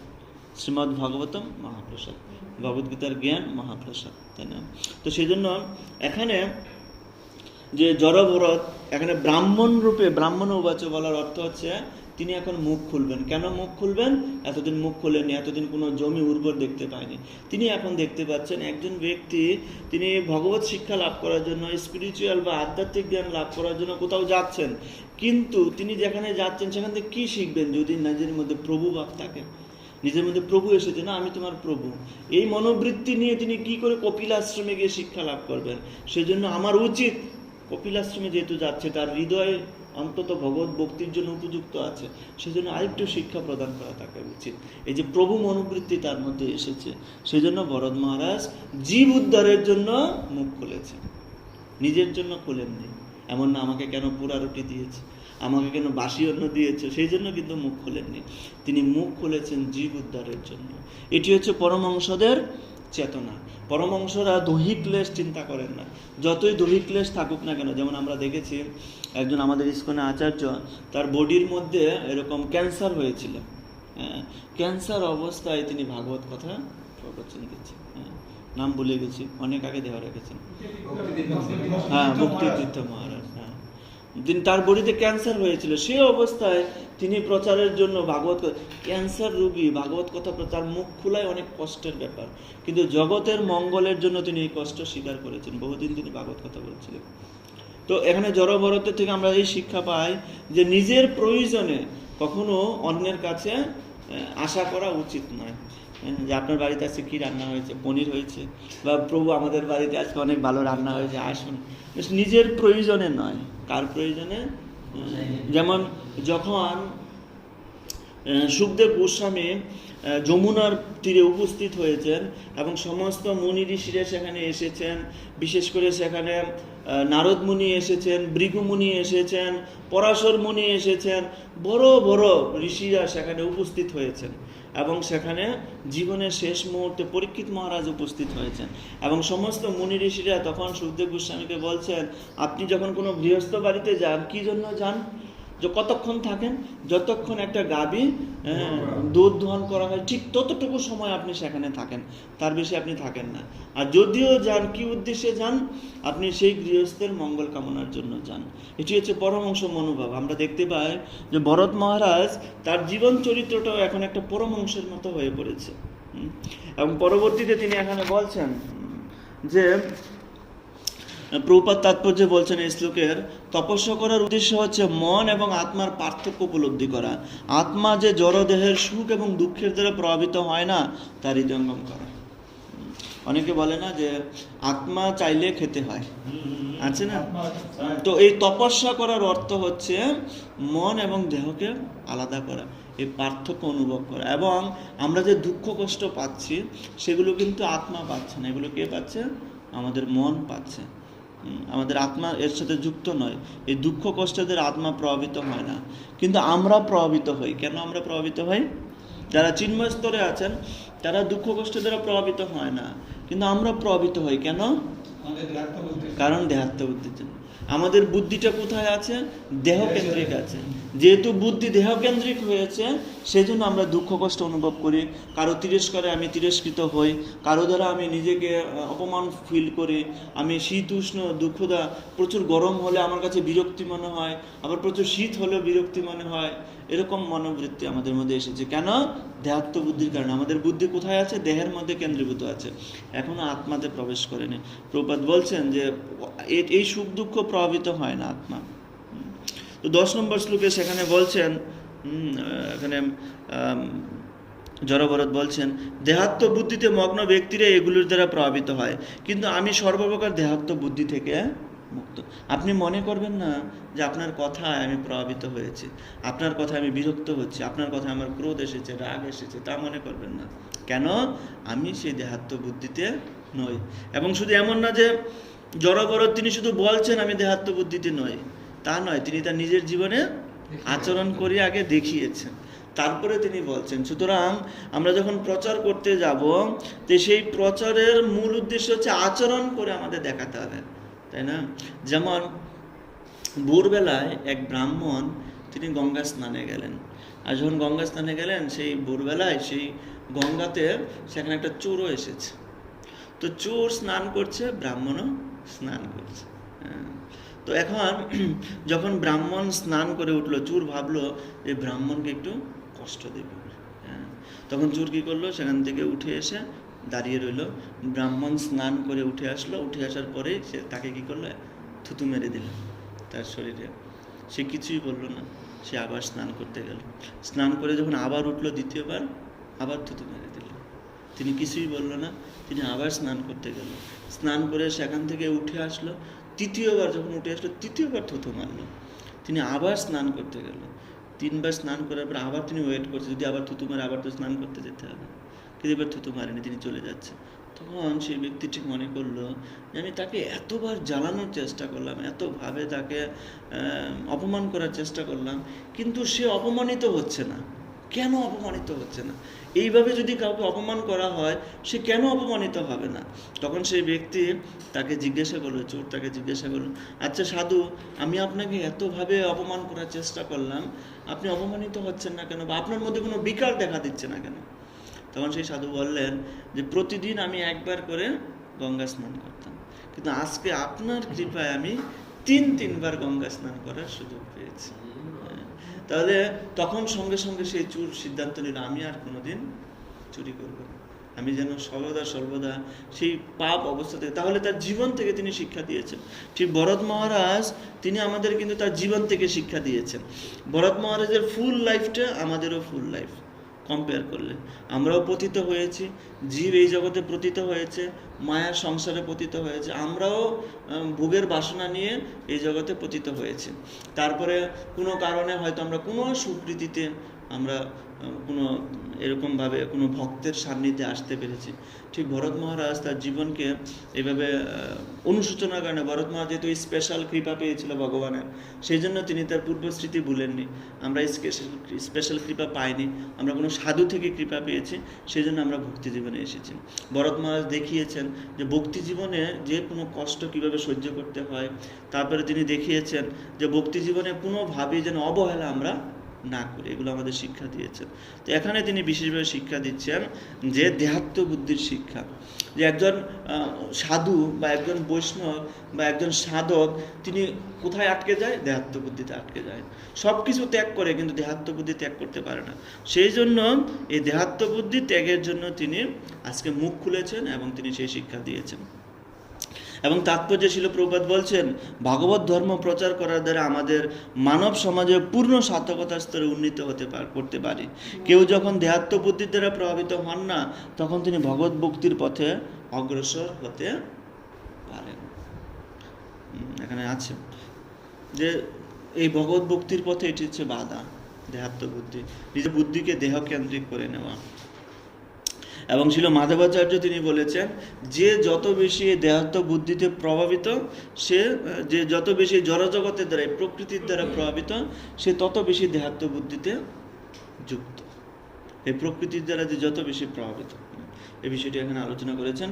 তো জড়বরদ এই ক্ষেত্রে আমাদেরকে শিক্ষা দিয়েছেন যে দেহাত্ম বুদ্ধিতে যদি কেউ আচ্ছন্ন থাকে, তার পক্ষে কৃষ্ণ ভক্তি করা সম্ভব হবে না। এই হচ্ছে শিক্ষা আমাদের জন্য।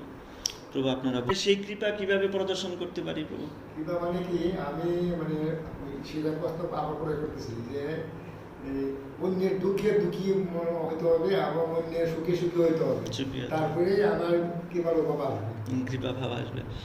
আর হইলো আমার ক্রোধ দমন করতে হবে, ক্রোধ দমন করতে হবে। এই যে 4 নম্বর টপিকসে চলে গেছে।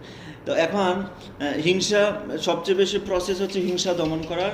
শিল প্রভুপাদের প্রতি শরণাগত, যে যত বেশি গুরুদেবের প্রতি শরণাগত, সে তত বেশি হিংসা থেকে, কারণ আমাদের আচার্যরা তারা হিংসা থেকে মুক্ত, কৃষ্ণের প্রতি আত্মসমর্পণ, কৃষ্ণের প্রতি আত্মসমর্পণ। তো আপনি যদি নদীতে সাঁতার দিতে যান, আপনাকে বা নদীতে আপনি সাঁতার জানেন না, নদী পার হবেন, তাহলে যিনি সাঁতার জানেন তার আশ্রয় নিতে হবে, তিনি আপনাকে পার করবেন, তাই না? বা একটা নৌকা, তার আশ্রয় নিতে হবে। ঠিক আমরা হিংসা থেকে মুক্ত হতে হলে যিনি হিংসা থেকে মুক্ত তার আশ্রয় নিতে হবে। যিনি হিংসা থেকে মুক্ত তার থেকে আমাকে প্রতিদিন ভাগবতম কথা শ্রবণ করতে হবে, তার থেকে ভগবানের দিব্য জ্ঞান শ্রবণ করতে হবে। যখন নিয়মিতভাবে যিনি হিংসা থেকে মুক্ত তার ইনস্ট্রাকশনে আমি জীবনযাপন করব, তাকে আশ্রয় করে জীবনযাপন করব এবং তার নির্দেশিত পন্থায় সবসময় শ্রবণ কীর্তনে যুক্ত থাকব, তবেই আমি হিংসা থেকে মুক্ত হতে পারবো। আলটিমেটলি আমরা যদি শিল প্রভুপাদ এবং শিল গুরুদেবের প্রতি অচল ভক্তি প্রদর্শন করি এবং তাদের আনুগত্যে জীবনযাপন করি, তবেই কিন্তু আমরা হিংসা থেকে মুক্ত হতে পারবো। প্রভু আপনার কি ছিল? মিষ্টবাসী। মিষ্টবাসীটা ওটা মিষ্টবাসী কি করে হবে? করার জন্য শিল প্রভুপাদ বিভিন্নভাবে বিভিন্ন পন্থা দিয়েছেন। প্রথমটি হচ্ছে ভোরবেলা হরিনাম জপ করা। আমরা যদি হরিনাম জপের প্রতি খুব বেশি মনোনিবিষ্ট হই, তাহলে ধীরে ধীরে ভগবানের কৃপা হবে, আর ভগবানের কৃপা হলে ধীরে ধীরে দেহাত্মবুদ্ধি থেকে মুক্ত হতে পারবো। আর দ্বিতীয় পন্থাটি হচ্ছে যে শ্রীমদ্ ভাগবতম শ্রবণ করা। প্রতিদিন নিত্যম ভাগবতম সেবা এখানে উল্লেখ করেছে, প্রতিদিন আমাদেরকে ভাগবত কথা শ্রবণ করতে হবে। প্রথমটি হচ্ছে প্রতিদিন ভোরবেলা হরিনাম জপ করা, দ্বিতীয়টি হচ্ছে প্রতিদিন ভাগবত কথা শ্রবণ করা, আর তৃতীয়টি হচ্ছে ভগবানের প্রসাদ ব্যতীত কোনো কিছু গ্রহণ না করা। এই তিনটি যদি আমরা সঠিকভাবে ফলো করতে পারি, ধীরে ধীরে ভগবানের কৃষ্ণের এবং গুরু আচার্যদের কৃপা আমাদের প্রতি হবে এবং আমরা ধীরে ধীরে এই দেহাত্ম বুদ্ধি থেকে আমরা মুক্ত হতে পারবো। নিজের ইচ্ছায় মুক্ত হওয়া যাবে না, ভগবানের শরণাগত হওয়ার মাধ্যমেই মুক্ত হওয়া যাবে। গুরু কৃষ্ণের কৃপা কখন হবে? যখন আমরা এই ভোরবেলা হরিনাম জপ করব, ভাগবত কথা শ্রবণ করব এবং অধ্যয়ন করব, এবং তৃতীয়টি হচ্ছে ভগবানের প্রসাদ ব্যতীত কোনো কিছু গ্রহণ করব না। এই তিনটি যখন আমরা পাবো, কারণ এই শরীরকেও জয় করতে হবে। শরীরও অবিদ্যা জাল, এই শরীরটা হচ্ছে অবিদ্যার জাল। এই শরীরটা জয় করতে হলে মহাপ্রসাদ দরকার। এই শরীরটাকে জয় করতে হলে বুদ্ধিটাকে আত্মকেন্দ্রিক করতে হবে, ভাগবত কথা দরকার। আর আমাদের ভিতরে যে বন্ধনগুলো রয়েছে, সেই বন্ধনগুলো কাটানোর জন্য হরে কৃষ্ণ মহামন্ত্র দরকার। এই তিনটি পদ্ধতি যদি আমরা, এবং আরেকটি পদ্ধতি আছে, সেটা হচ্ছে বৈষ্ণব সেবা, ভগবানের ভক্তদের সেবা। ভগবানের ভক্তদের সেবা করার ফলে আমরা ধীরে ধীরে দেহাত্ম বুদ্ধি থেকে মুক্ত হতে পারবো। আমরা দেখছি যে আগে আমাদের, আজ থেকে 10 বছর আগে, 15 বছর আগে আমাদের ভক্তি জীবন যেরকম ছিল, এখন আরও ভালো হয়েছে। এখন আমরা ভক্তিভাবে ক্লাস করছি, সেখানে উন্নত বিষয় নিয়ে আলোচনা করছি। তাহলে 10 বছরে আমাদের মধ্যে যে দেহাত্মবুদ্ধির পরিবর্তন হয়েছে, কেন হয়েছে? আমরা ভালোভাবে জব করছি, আমরা ভাগবত কথা শ্রবণ করছি এবং অধ্যয়ন করছি, আমরা প্রসাদ গ্রহণ করছি এবং সাধুগুরু বৈষ্ণবের সেবা করছি। সেই 4টি কারণেই আমাদের মধ্যে আজকে আমরা এত দূর আসতে পেরেছি, তাই তো? এটাই আমাদের দেহাত্মবুদ্ধি থেকে ধীরে ধীরে আমরা, এটা একদিনের প্রসেস না, আজকে আছে কালকে দেহাত্মবুদ্ধি মুক্ত হবে তা নয়। আর যদি কোনো বিশেষ বৈষ্ণবের কৃপা হয়, সেই ক্ষেত্রে সে একদিনে হতে পারে, কিন্তু বিশেষ কৃপার অপেক্ষা করে লাভ নেই, আমাদের তো নিজে কিছু করতে হবে। ধীরে ধীরে আমরা মুক্ত হতে পারবো। এখন চতুর্থ প্রশ্ন হচ্ছে, প্রভু কি যেন ছিল? হ্যাঁ, ক্রোধ থেকে আমরা কি করে মুক্ত হব বলুন। বিনয়ী হতে হবে, ধৈর্যশীল হতে হবে, আর সর্বোপরি শ্রীমদ্ ভাগবত শ্রবণ করতে হবে। এবং যারা মহান আচার্যগণ আছেন, তাদের জীবন আদর্শগুলো হৃদয় ধারণ করতে হবে, যে তারা কীভাবে জীবন প্রণালী অতিবাহিত করেছে। এবং রিয়েলাইজ করি যে দাস ঠাকুরকে 22,000 ফেরত করেছে, কিন্তু তিনি তাদের মঙ্গল চেয়েছেন। এরকম যখন আমরা আচার্যদের সেই মহিমাগুলো উদাহরণ করবো, তখন আমাদের হবে। এছাড়া ক্রোধ আমরা যখন ভক্ত বিদ্বেষী, ভগবান ও ভক্ত বিদ্বেষীদের প্রতি ক্রোধ প্রদর্শন করতে পারে যারা, আর কিছু ক্ষেত্রে ক্রোধটা ভক্তের মঙ্গলের জন্য প্রদর্শন করতে পারে। অনেকে আগে সাধন প্রদান করছে না, তাকে প্রধানমন্ত্রীর প্রদর্শন করা যেতে পারে তার মঙ্গলের জন্য, যে সেনা তার সেই অবস্থা থেকে করতে পারে? তো সেক্ষেত্রে আমরা একটু বিষয় আলোচনা করব। সেটা হচ্ছে, ধরুন কারো বাড়িতে আগুন লেগেছে, ধরুন আপনার বাড়িতে আগুন লেগেছে, ক্রোধটা কোথা থেকে আসে বা কী করা উচিত সেই সময় মেন ব্যাপার। আপনার বাড়িতে আগুন লেগেছে, আপনি কি করবেন? পাশের বাড়ি গিয়ে বলবেন, দেখুন আমার বাড়িতে কোনোদিন আগুন লাগেনি, এই প্রথম আগুন লেগেছে। বিশ্বাস করলে কোনো তার সাথে গল্প করতে যাবেন, আমার বাড়িতে আগুন লেগেছে, এটা করবো আমরা? নাকি আমরা এটা করব যে, হে ভগবান আগুন লেগেছে, আপনি যা করেন মঙ্গলের জন্যই করেন, আপনি যদি আগুন দিয়ে পুড়িয়ে দিতে চান এটাও মঙ্গলের জন্য, আমরা সেটা করব? সেটাও করব না। বা কেউ যদি আসে আমাকে হেল্প করতে, তার সঙ্গে আমি প্রজল্পে নৃত্য হব না, এই যে আগুন লেগেছে এটা আমার কারণে হয়নি, এটি অন্য কারো কারণে হয়েছে, তখন আমরা সেটা আলোচনা করতে যাব? সেই সময় কি করা উচিত? আগুন লাগলে প্রথম কাজ হচ্ছে আগুন নিবানো, সেটা হচ্ছে প্রথম কাজ। কার জন্য লেগেছে? প্রজল্পে যুক্ত হওয়া, ভগবান কর্তৃক আগুন পাঠিয়েছে, এই সমস্ত বিষয়। যখন কারো ক্রোধ আসে, ক্রোধ কিন্তু আমরা নিজেরা নিয়ে আসি, এটা এভাবে আসে না, আমাদের গুণ থেকে আমরা কি করি, আমাদের দেহের মধ্যে সেই ক্রোধটাকে আমরা নিয়ে আসি বলপূর্বক। তো ক্রোধ যখন আসে, প্রথম কাজই হচ্ছে আমাদেরকে সেটা নিবানো। সে আগুন, ক্রোধ হচ্ছে আগুনের মতো, আগুন যেরকম কোনো কিছু জ্বালিয়ে দেয়, ঠিক ক্রোধ আসলে আমাদের ভিতরে যে সুপ্ত ভক্তিটাকে জ্বালিয়ে দেয়। তো আমাদের প্রথম কাজই হচ্ছে সেই ক্রোধটাকে নিবানো। আগে কি করে নিবাতে হবে সেটা হলো করতে হবে, এবং তারপরে আমরা চিন্তা করতে পারি যে কার জন্য ক্রোধ এসছে বা কী কারণে ক্রোধ আসছে, এটা পরে চিন্তা করব। প্রথম যখনই ক্রোধ আসবে আমাদের সেরকম চিন্তা করতে হবে যেন সেই ক্রোধটা আগে কি করে নিবারণ করতে পারি, ভগবানের চিন্তা করা উচিত। আবার অনেক সময় কারো কারো মনে হয় যখন আমার ক্রোধ আসবে তখন আমি হরিনাম জপ করব, এটি ঠিক নয়। যখন প্রচণ্ড ক্রোধ এসে গেছে কারো প্রতি, তখন যদি হরিনাম জপ করে হরে কৃষ্ণ, সে যে ভগবান তুমি বিচারটা করো, হরে কৃষ্ণ হরে কৃষ্ণ কৃষ্ণ, হয় কি না? ক্রোধ এসে গেলে তখন তাকে অভিশাপ দেওয়া থেকে শুরু করে তার বংশ টংশ জ্বলে পুড়ে ছাই হয়ে যাবে, এই মনোবৃত্তি নিয়ে আমি কি করছি? জপ করছি। মনের মধ্যে বিষ নিয়ে আমি কি করছি? জপ করছি। না ভগবানের সেবা হচ্ছে, আবার বৈষ্ণব অপরাধে যুক্ত হচ্ছে। যখন ক্রোধ আসবে তখন আমাদের শাস্ত্র অধ্যয়ন করা সবচেয়ে বেস্ট, গ্রন্থ অধ্যয়ন করা, কোনো শাস্ত্র অধ্যয়ন করা। সেই সময়ে জপ করা উচিত নয়, সেই সময়ে জপ করলে আরও বিপদে পড়ে যাব, আরও ভগবানের কাছে কত কথা বলে দিব। আর এই বিষময় অবস্থা নিয়ে কখনো জপ করা ঠিক নয়। হ্যাঁ, সেই সময় আমাদের উচিত গ্রন্থ স্টাডি করা। যখন ক্রোধ যখন আসবে তখন যদি আপনি জপ করেন, খুব ভালো, গ্রন্থ পড়লে মন সেখান থেকে চলে যাবে ধীরে ধীরে। গ্রন্থ স্টাডি করলে আপনার ক্রোধ ধীরে ধীরে চলে যাবে, কিন্তু কখনো জপ করা উচিত নয় সেই সময়। এই যে জপ করবেন, জপ করার সময় কি মনে হবে, কেন আসলো, কি আপনার জবে মন বসবে? প্রথমত জবে মন বসবে না। দ্বিতীয় হচ্ছে আপনার এখন পরিস্থিতিটা জপের জন্য নয়, যে পরিস্থিতিতে আমি উপনীত হয়েছি সেই সময়টা জপের জন্য নয়। তৃতীয় হচ্ছে এর দ্বারা আমার বৈষ্ণব অপরাধ হবে, ভগবান তার বিচারটা যেন হয়, তুমি দেখে নিও হরে কৃষ্ণ কৃষ্ণ। এটা যদি না দেখো তাহলে আমি এতদিন জপ করছি, এই করছি, আমার সাথে এই করেছে, হরে কৃষ্ণ মনের মধ্যে এই সমস্ত বিচার আসবে, তাতে আমি আরও ফল ডাউন হব, আরও বিপদে পড়বো। সেজন্য ক্রোধ যখন আসে সবচেয়ে বেস্ট হচ্ছে আপনি হরিনাম জপ করবেন, অথবা মোবাইল থাকলে সাথে সাথে মোবাইলে কোনো লেকচার শুনে, কোনো মহাজনদের লেকচার শুনবেন, কোনো ভাগবত কথা শুনবেন, শ্রবণ করবেন। শ্রবণের মাধ্যমে আপনার মন যখন ডাইরেক্ট অন্যদিকে চলে যাবে, ধীরে ধীরে সেই ক্রোধ থেকে নিবারণ হবে আমাদের। হ্যাঁ, আর বেশিরভাগ ক্ষেত্রে ক্রোধ কেন আসে? ক্রোধ আসে আমাদের দেহাত্ম বুদ্ধি থেকেই, বেশিরভাগ ক্ষেত্রে ক্রোধ আসে। আর দ্বিতীয় হচ্ছে যেমন মিসকমিউনিকেশন, কাউকে ভুল বোঝা, প্রভুত্ব করা, এর থেকে ক্রোধ আসে। এই যে এখানে আমরা দেখতে পাচ্ছি যে রাজা রহুগণের ক্রোধ এসেছে, তো রাজা রহুগণের প্রচণ্ড ক্রোধ, কিন্তু জড়বরতের মধ্যে কোনো ক্রোধ আসছে না। দুইটা ক্যারেক্টারের মধ্যে পার্থক্য আছে না? রাজা রহুগণের মধ্যে কেন ক্রোধ এসছে?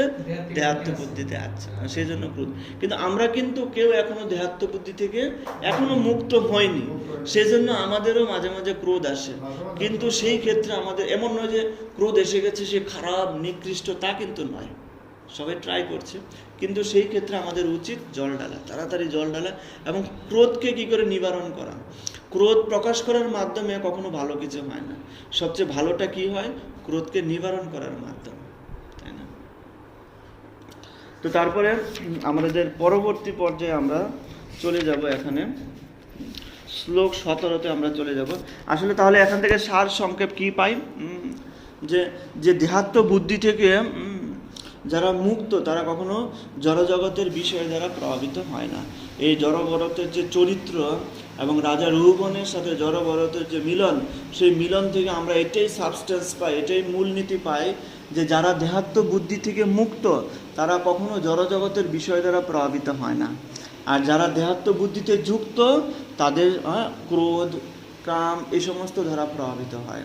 তো সুতরাং যখন আমাদের মধ্যে কোনো দুঃখ আসবে, আমি যদি তার দ্বারা প্রভাবিত হই, আমাদের মধ্যে কোনো সমস্যা আসবে, আমি যদি তার দ্বারা প্রভাবিত হই, তার মানে বুঝতে হবে আমি এখনো দেহাত্ম বুদ্ধিতে যুক্ত আছি। জড়ভরতের চরিত্রে এটা একটা বিশেষ প্রধান। এবং তাৎপর্য 14 নম্বর শ্লোকের তাৎপর্য ছিল, প্রভুপাদ বলছেন যে এই দুঃখময় পরিস্থিতির জন্য কাউকে দোষারোপ করা উচিত নয়।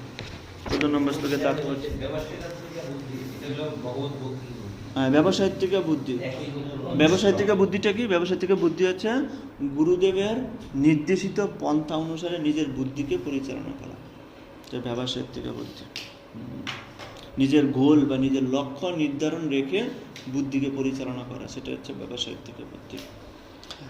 এখানে ছিল প্রভুপাদ বলছেন প্রতিকূল পরিস্থিতিতে তিনি মনে করেন যে তার পূর্বকৃত কর্মের ফলে এই দণ্ডভোগ করছেন, সেই দুঃখময় পরিস্থিতির জন্য তিনি কখনো ভগবানকে দোষারোপ করেন না, সেটা একটি শিক্ষা। তো আমরা এখন 17 নম্বর শ্লোকে চলে আসবো, একটা সময়। 17 নম্বর শ্লোকের অনুবাদে বলছেন, হে মহানুভব, আমি দেবরাজ ইন্দ্র। আচ্ছা, এখানে একটা বিষয় হচ্ছে যে জীবনামৃত বা প্রকৃতিস্থ। প্রকৃতিস্থ তো বোঝা গেল। প্রকৃতিস্থ মানে কি? প্রকৃতিস্থ হওয়া মানে দেহাত্ম বুদ্ধি থেকে মুক্ত হওয়া, যেটা রঘুগণ জড়ভরতকে বলেছিলেন যে তোমাকে আমি জোরপূর্বক দণ্ডদানের মাধ্যমে প্রকৃতিস্থ করব, যে বৃত্ত হয়ে প্রভু সেবা করা সেটা আমি প্রকৃতিস্থ করব। তো প্রভুকে বৃত্তকে, এই জগতে সবাই হচ্ছে বৃত্ত, কেউ প্রভু নয়। তো সেটা আবার ডিফিট করবেন, আমরা পরবর্তী আলোচনায় আসব। এবং বলছেন প্রকৃতিস্থ হওয়া মানে কি? দেহাত্ম বুদ্ধি থেকে মুক্ত হওয়া। এবং সবার শেষে বলছেন জীবনামৃত, জীবন থেকেও মৃত, এটি বলেছেন তো, জীবনামৃত।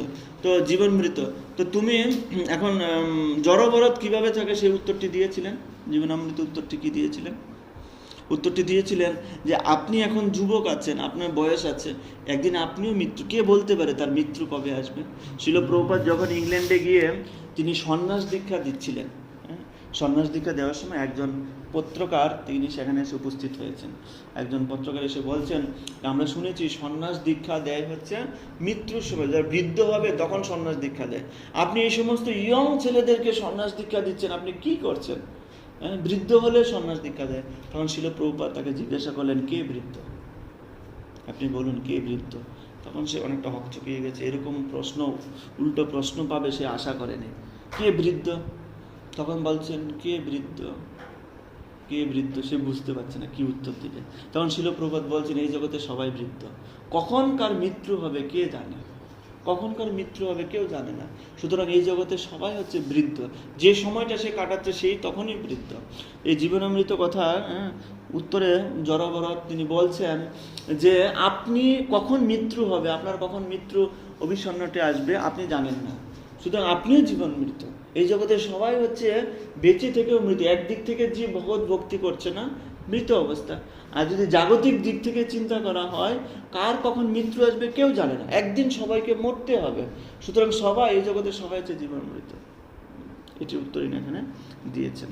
তো 17 নম্বর শ্লোকে এখানে বলছেন, হে মহানুভব, আমি দেবরাজ ইন্দ্রের বজ্রের ভয়ে ভীত হই, শিবের ত্রিশূলের ভয়ে ভীত হই, যমরাজের দণ্ড অথবা অগ্নি, সূর্য, চন্দ্র, বায়ু ও কুবেরের অস্ত্র থেকে আমার ভয় উৎপন্ন হয় না, কিন্তু আমি ব্রহ্মজ্ঞ কুলের অবমাননার অপরাধকে অত্যন্ত ভয় করি। কাকে ভয় করে? বৈষ্ণব অপরাধকে ভয় করে। এবং শিল প্রভুপাদ এক্ষেত্রে বিশেষ আলোচনা করেছেন এবং এখানে উল্লেখ করেছেন যে চৈতন্য মহাপ্রভু যখন প্রয়াগে তিনি রূপ গোস্বামীকে উপদেশ দিয়েছিলেন, সেখানে একটা বিশেষ উপদেশ হচ্ছে যে বৈষ্ণব অপরাধ হচ্ছে একটা মত্ত হাতির মতো মধ্য হাতি যেভাবে আচরণ করে। তো আমাদের এখানে একটা বিষয় আলোচনা করব। বিভিন্ন মহাজন এই বিষয়ে বিভিন্ন রকমের টিকা দিয়েছে, তার মধ্যে 4 প্রকারের বৈষ্ণব অপরাধ তারা উল্লেখ করেছেন। 4 প্রকারের বৈষ্ণবদের অপমাননা করা বা বৈষ্ণব অপরাধ কীরকম? প্রথমটি হচ্ছে জন্ম অথবা গোত্র নির্বাচন করে কাউকে ছোট করা। তার জন্ম, গোত্র, তার জন্ম কোথায় হয়েছে, সে কোন গোত্র থেকে এসেছে, তার ফ্যামিলি ব্যাকগ্রাউন্ড, এই সমস্ত চিন্তা করে কাউকে ছোট করা বা কাউকে এইভাবে অপদস্থ করা, এটি হচ্ছে একটা বৈষ্ণব অপরাধ। জাতিকুল বিচার করা। দ্বিতীয় অপরাধ হচ্ছে তার পূর্বকৃত কর্মকে টেনে নিয়ে এসে তাকে ছোট করা। সে হয়তো আগে মাছ ব্যবসায়ী ছিল, এগুলো ছেড়ে দিয়ে হরিনাম জপ, যেমন হরিদাস ঠাকুর। যখন হরিদাস ঠাকুর বললেন, যারা 22 বাজারে ব্যত্রাঘাত করেছিল, তখন হরিদাস ঠাকুরকে বলছিল যে 22 বাজারে ব্যত্রাঘাত করেও তার মরণ হচ্ছে না, আমরা বিপদে পড়ব। আর হরিদাস ঠাকুর যখন এই কথাটি শুনলেন, তখন সঙ্গে সঙ্গে বুঝলেন যে আমার জন্য তোমার বিপদ হবে, বলো তোমরা কি চাও? বলছে আপনি মরে যান, আপনি যদি মরে যান তবেই আমাদের এই বিপদ থেকে আমরা মুক্ত হতে পারবো। হরিদাস ঠাকুর সঙ্গে সঙ্গে সেখানে কি হলো, মৃতের মতো আচরণ করতে শুরু, মরে হয়ে গেল। তখন দেখছেন অনেকক্ষণ সময় ধরে তার শ্বাস নিঃশ্বাস কোনো কিছু হচ্ছে না, তারা ভাবলেন মরে গেলেন। এখন ভাবছেন তাকে কি পুরানো হবে নাকি মাটিতে কবর দেওয়া হবে? তো বলছে যদি পুরানো হয় তাহলে মুসলিমরা বলবে যে এ তো মুসলিম ছিল, তাকে পুরানো হলো কেন? যদি তাকে মাটিতে কবর দেওয়া হয় তাহলে হিন্দুরা বলবে এই হিন্দু ছিল, এ হরিনাম গ্রহণ করেছে, ভগবানের নাম গ্রহণ করেছে, তাকে কেন মাটিতে, তাকে কি করা যায়? তো দুই দিক থেকে বিপদ আছে, তাকে জলে ফেলে দাও। তো এই জন্য এই যে পূর্বকৃত কর্ম সেটাকে টেনে নিয়ে আসা, সেটা একটা অপরাধ। তৃতীয় হচ্ছে কোনো অনাকাঙ্ক্ষিত পতনের ঘটনাকে কেন্দ্র করে তাকে অপমান করা। যেমন ভরত মহারাজ, হ্যাঁ কিছু ফল্ট হয়েছে, যেমন কেউ অনেক প্রচার করতে করতে হঠাৎ করে কি হয়েছে, তো কোনো একটা ফল্ট হয়েছে, সে কোনো একটা ডোনারের কাছে নিজের ব্যাংক অ্যাকাউন্ট দিয়ে দিয়েছে, এই ব্যাংক অ্যাকাউন্টে আপনি টাকা পাঠাবেন। হয়তো সে তার জন্য অথরিটির কাছে ক্ষমা চেয়েছে, বা অথরিটির কাছে সে লজ্জাবোধ হয়েছে, ক্ষমা চেয়েছে, কিন্তু সেটাকে টেনে সারা জীবন তাকে ছোট করা, এটি বৈষ্ণব অপরাধ। এটি একটা বৈষ্ণব অপরাধ। সে ক্ষমা চেয়েছে, সে নিজের ভুল বুঝতে পেরেছে, কোনো কারণে তার একটা ফল্ট হয়েছে, কোনো একটা ভুল হয়েছে তার দ্বারা, সে নিজের ভুল বুঝতে পেরেছে, বা কেউ কোনো একটা মেসেজ কোনো মাতাজিকে পাঠিয়ে দিয়েছে, বাস এটা নিয়ে এখন যে ক্ষমা চেয়েছে বা ভুল হয়েছে সেটাকে টেনে এইখানে একটা অপরাধ হয় না, যখন কোনো ব্রহ্মচারী যদি গৃহস্থ হয় তাকে এইভাবে হেয় করা, এটা আসবে, সামনে আসছে। 4 নম্বরটা হচ্ছে পূর্বকৃত কোনো কর্মের জন্য শাস্তি ভোগ করার পরও সেই কর্মের জন্য তাকে নিন্দা করা। সে কোনো একটা কর্ম করেছে, তার জন্য সে শাস্তি ভোগ করেছে, তারপরে যদি তাকে নিন্দা করা হয়, এটি একটি বৈষ্ণব অপরাধ। তার মানে সবচেয়ে বেস্ট প্রসেস হচ্ছে এই বিষয় নিয়ে আলোচনা না করা। এটি কখন কোনভাবে কিভাবে অপরাধ হয়ে যাবে, যেমন আপনি যাকে এখন তিরস্কার করছেন, যদি সে ফিউচারে শুদ্ধ ভক্ত হয় তখন অপরাধ, ঠিক কিনা ব্যাপারটা? সেই জন্য সেখান থেকে মুক্ত থাকা উচিত। তাহলে সেখান থেকে আমরা সিদ্ধান্ত নিতে পারি যে 3টি সিচুয়েশন আমাদের জীবনে আসতে পারে, যে কোনো কারণে আমাদের অপরাধ হয়ে গেল, বা কেউ আমাদের কাছে কোনো কারণে অপরাধ করে ফেললো, আমি করে ফেললাম বা কেউ আমাদের কাছে করে ফেললো। সেই ক্ষেত্রে আমাদের কি করণীয়? প্রথম সিচুয়েশন হচ্ছে আমাদের কি করা উচিত যদি আমরা কোনো বৈষ্ণবের চরণে অপরাধ করে থাকি। প্রথম সিচুয়েশন কি করা উচিত? আমাদের ক্ষমা চাওয়া উচিত। তারপরে আর কোনো, হ্যাঁ, তার সেবা করা। আর কোনো? আচ্ছা, ক্ষমা চাওয়া, সেবা করা, মহাভারত। একটি বিষয় হচ্ছে হরে কৃষ্ণ, যদি আমি না পারি কিছু হরে কৃষ্ণ মহামন্ত্র। দ্বিতীয়টি হচ্ছে কোনো বৈষ্ণবের চরণে আমার অপরাধ হয়েছে, কিন্তু ক্ষমা চাওয়ার কোনো পরিস্থিতি বা অবকাশ এই মুহূর্তে নেই। সাপোজ সে আগে এই আশ্রমে ছিল, এখন আশ্রম ত্যাগ করে হয় গৃহস্থ আশ্রমে চলে গেছে, বা আমেরিকায় চলে গেছে, বা লন্ডনে চলে গেছে, কোথাও চলে গেছে, তার সঙ্গে আমার কোনো সাক্ষাৎ নেই, কিন্তু আমি এখন হৃদয়ঙ্গম করতে পারছি কোনো একদিন কোনো কারণে তার চরণে আমার অপরাধ হয়েছে। সেই ক্ষেত্রে কি করা উচিত? অনুতাপ। আর কি? হরে কৃষ্ণ মহামন্ত্র, হরে কৃষ্ণ মন্ত্র জপ করা এবং ভগবানের কাছে প্রার্থনা করা, ভগবান তুমি কৃপাপূর্বক আমাকে সেই ব্যবস্থা করে দাও যেন আমি সেই অপরাধ থেকে মুক্ত হতে পারি। বা কেউ দেহ রেখে দিয়েছে, তার সঙ্গে অপরাধ করেছিলাম, তারপরে সে দেহ রেখে সে ভগবত ধামে চলে গেছে, সেই ক্ষেত্রে ভগবান, হ্যাঁ বলুন। হরিনাম করা যেটা হরিনাম করা নাম বলে পাপ আচরণ করা, তাহলে আমি অপরাধ করছি, সে অপরাধ না না, আমি তো বলছি যে আমি আর অপরাধ করব না, সেই জন্য হরিনাম করা না, মানে অপরাধ না করার জন্য আমি প্রভু এই যে অপরাধটা হয়ে গেছে আমি কি করে থেকে মুক্ত হব, আর ওটা হচ্ছে আমি হরিনামও করব আবার পাপ আচরণ করব, জপ করবো, ওটা হচ্ছে এটা। আমার মধ্যে অনুশোচনা আসেনি, আমার মধ্যে সেই অনুতাপ আসেনি যে না, কিন্তু আমি নাম জপের মাধ্যমে মনে করছি যে আমি উদ্ধার পেয়ে যাব এই অপরাধ থেকে, সেটা নয়। কিন্তু এখন আমরা অনুশোচনায় এসেছি। তৃতীয় পন্থা হচ্ছে, যদি কোনো ভক্ত আপনার কাছে অপরাধের ক্ষমা চাইতে আসে, কোনো কারণে সে অপরাধ করেছে এবং আপনি তার প্রতি প্রচণ্ড রেগে আছেন, কোনো কারণে হোক আপনার মনের মধ্যে এটি খুব আঘাতপ্রাপ্ত হয়েছে, আপনার মনকে বিদীর্ণ করেছে তারই অপরাধ, এবং সে আপনার কাছে ক্ষমা চাইতে আসলো, আপনার কি করা উচিত? ক্ষমা করা উচিত, তাই না? তো এখানে 24 নম্বর শ্লোকের তাৎপর্যে বিশেষভাবে এই সমস্ত বিষয়ে আলোচনা হয়েছে। বৈষ্ণব চরণ অপরাধ থেকে আমরা কিভাবে মুক্ত হতে পারি, একটা প্রশ্ন আছে।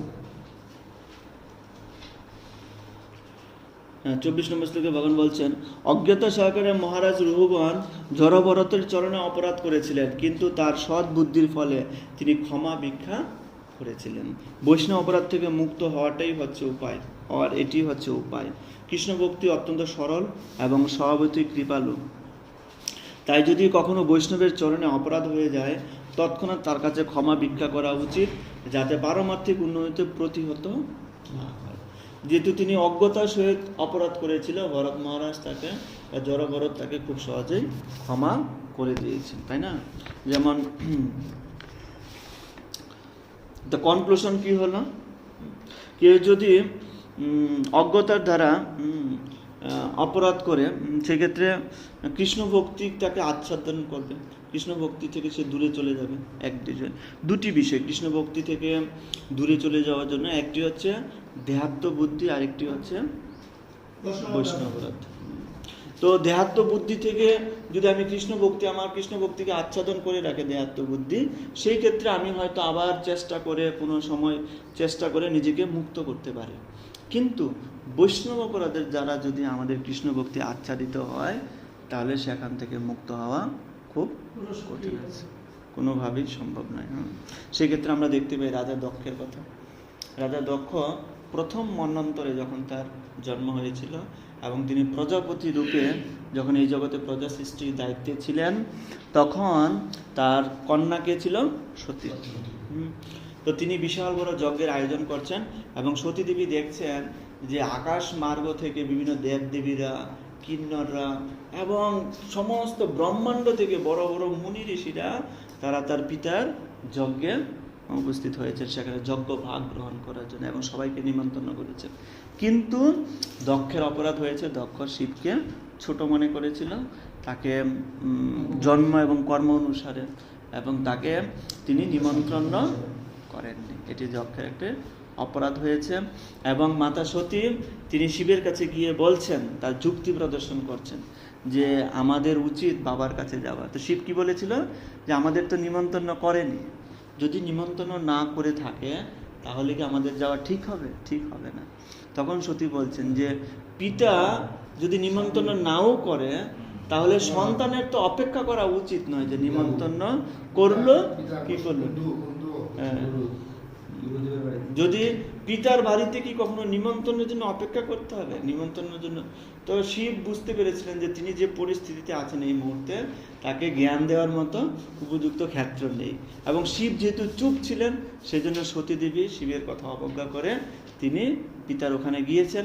কিন্তু যখন গিয়েছেন, যেহেতু দক্ষ অত্যন্ত প্রভাবশালী রাজা ছিল এবং তিনি সবাইকে প্রভাবিত করে রেখেছিল, সেই জন্য তার পরিবারের কেউ তার সঙ্গে ভালো করে কথা বলছিল না, কেউ মিষ্টি ভাষায় কথা বলছে না, দেখছে আগের চেয়ে ব্যবহার অনেক পার্থক্য, কেউ সুন্দর করে কথা বলছে না। যখন এই যখন যজ্ঞ শুরু হলো, তখন শিবের জন্য তিনি কোনো ব্যবস্থা রাখেনি, শিবের উদ্দেশ্যে এই ফল দান করার জন্য, যজ্ঞ ভাগ দান করার জন্য কোনো, তখন সেখানে সতীমাতা দেখলেন যে একজন বৈষ্ণবের অপরাধ হচ্ছে। তো এখানে তিনি দেখতে পাচ্ছেন যে আমার পিতা একজন বৈষ্ণবকে অপরাধ করছে বা বৈষ্ণবের চরণে অপরাধ করছে, সেক্ষেত্রে আমার কি করণীয়? তো হয় দুটি করণীয়, একটা হচ্ছে যিনি অপরাধ করছে তাকে দণ্ডদান করা, আর না হলে নিজেই সেখানে আত্মহত্যা করা।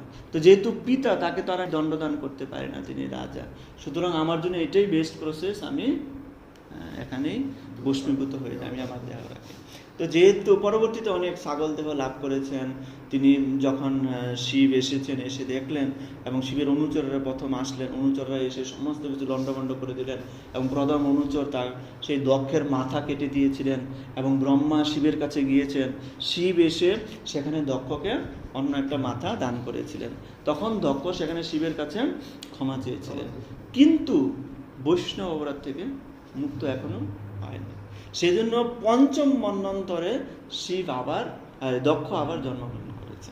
যেহেতু সে বৈষ্ণব অপরাধ করেছিল, বৈষ্ণব অপরাধ থেকে মুক্ত হয়নি, সেই জন্য প্রথম মন্বন্তরে ঘটনা চলে গেল।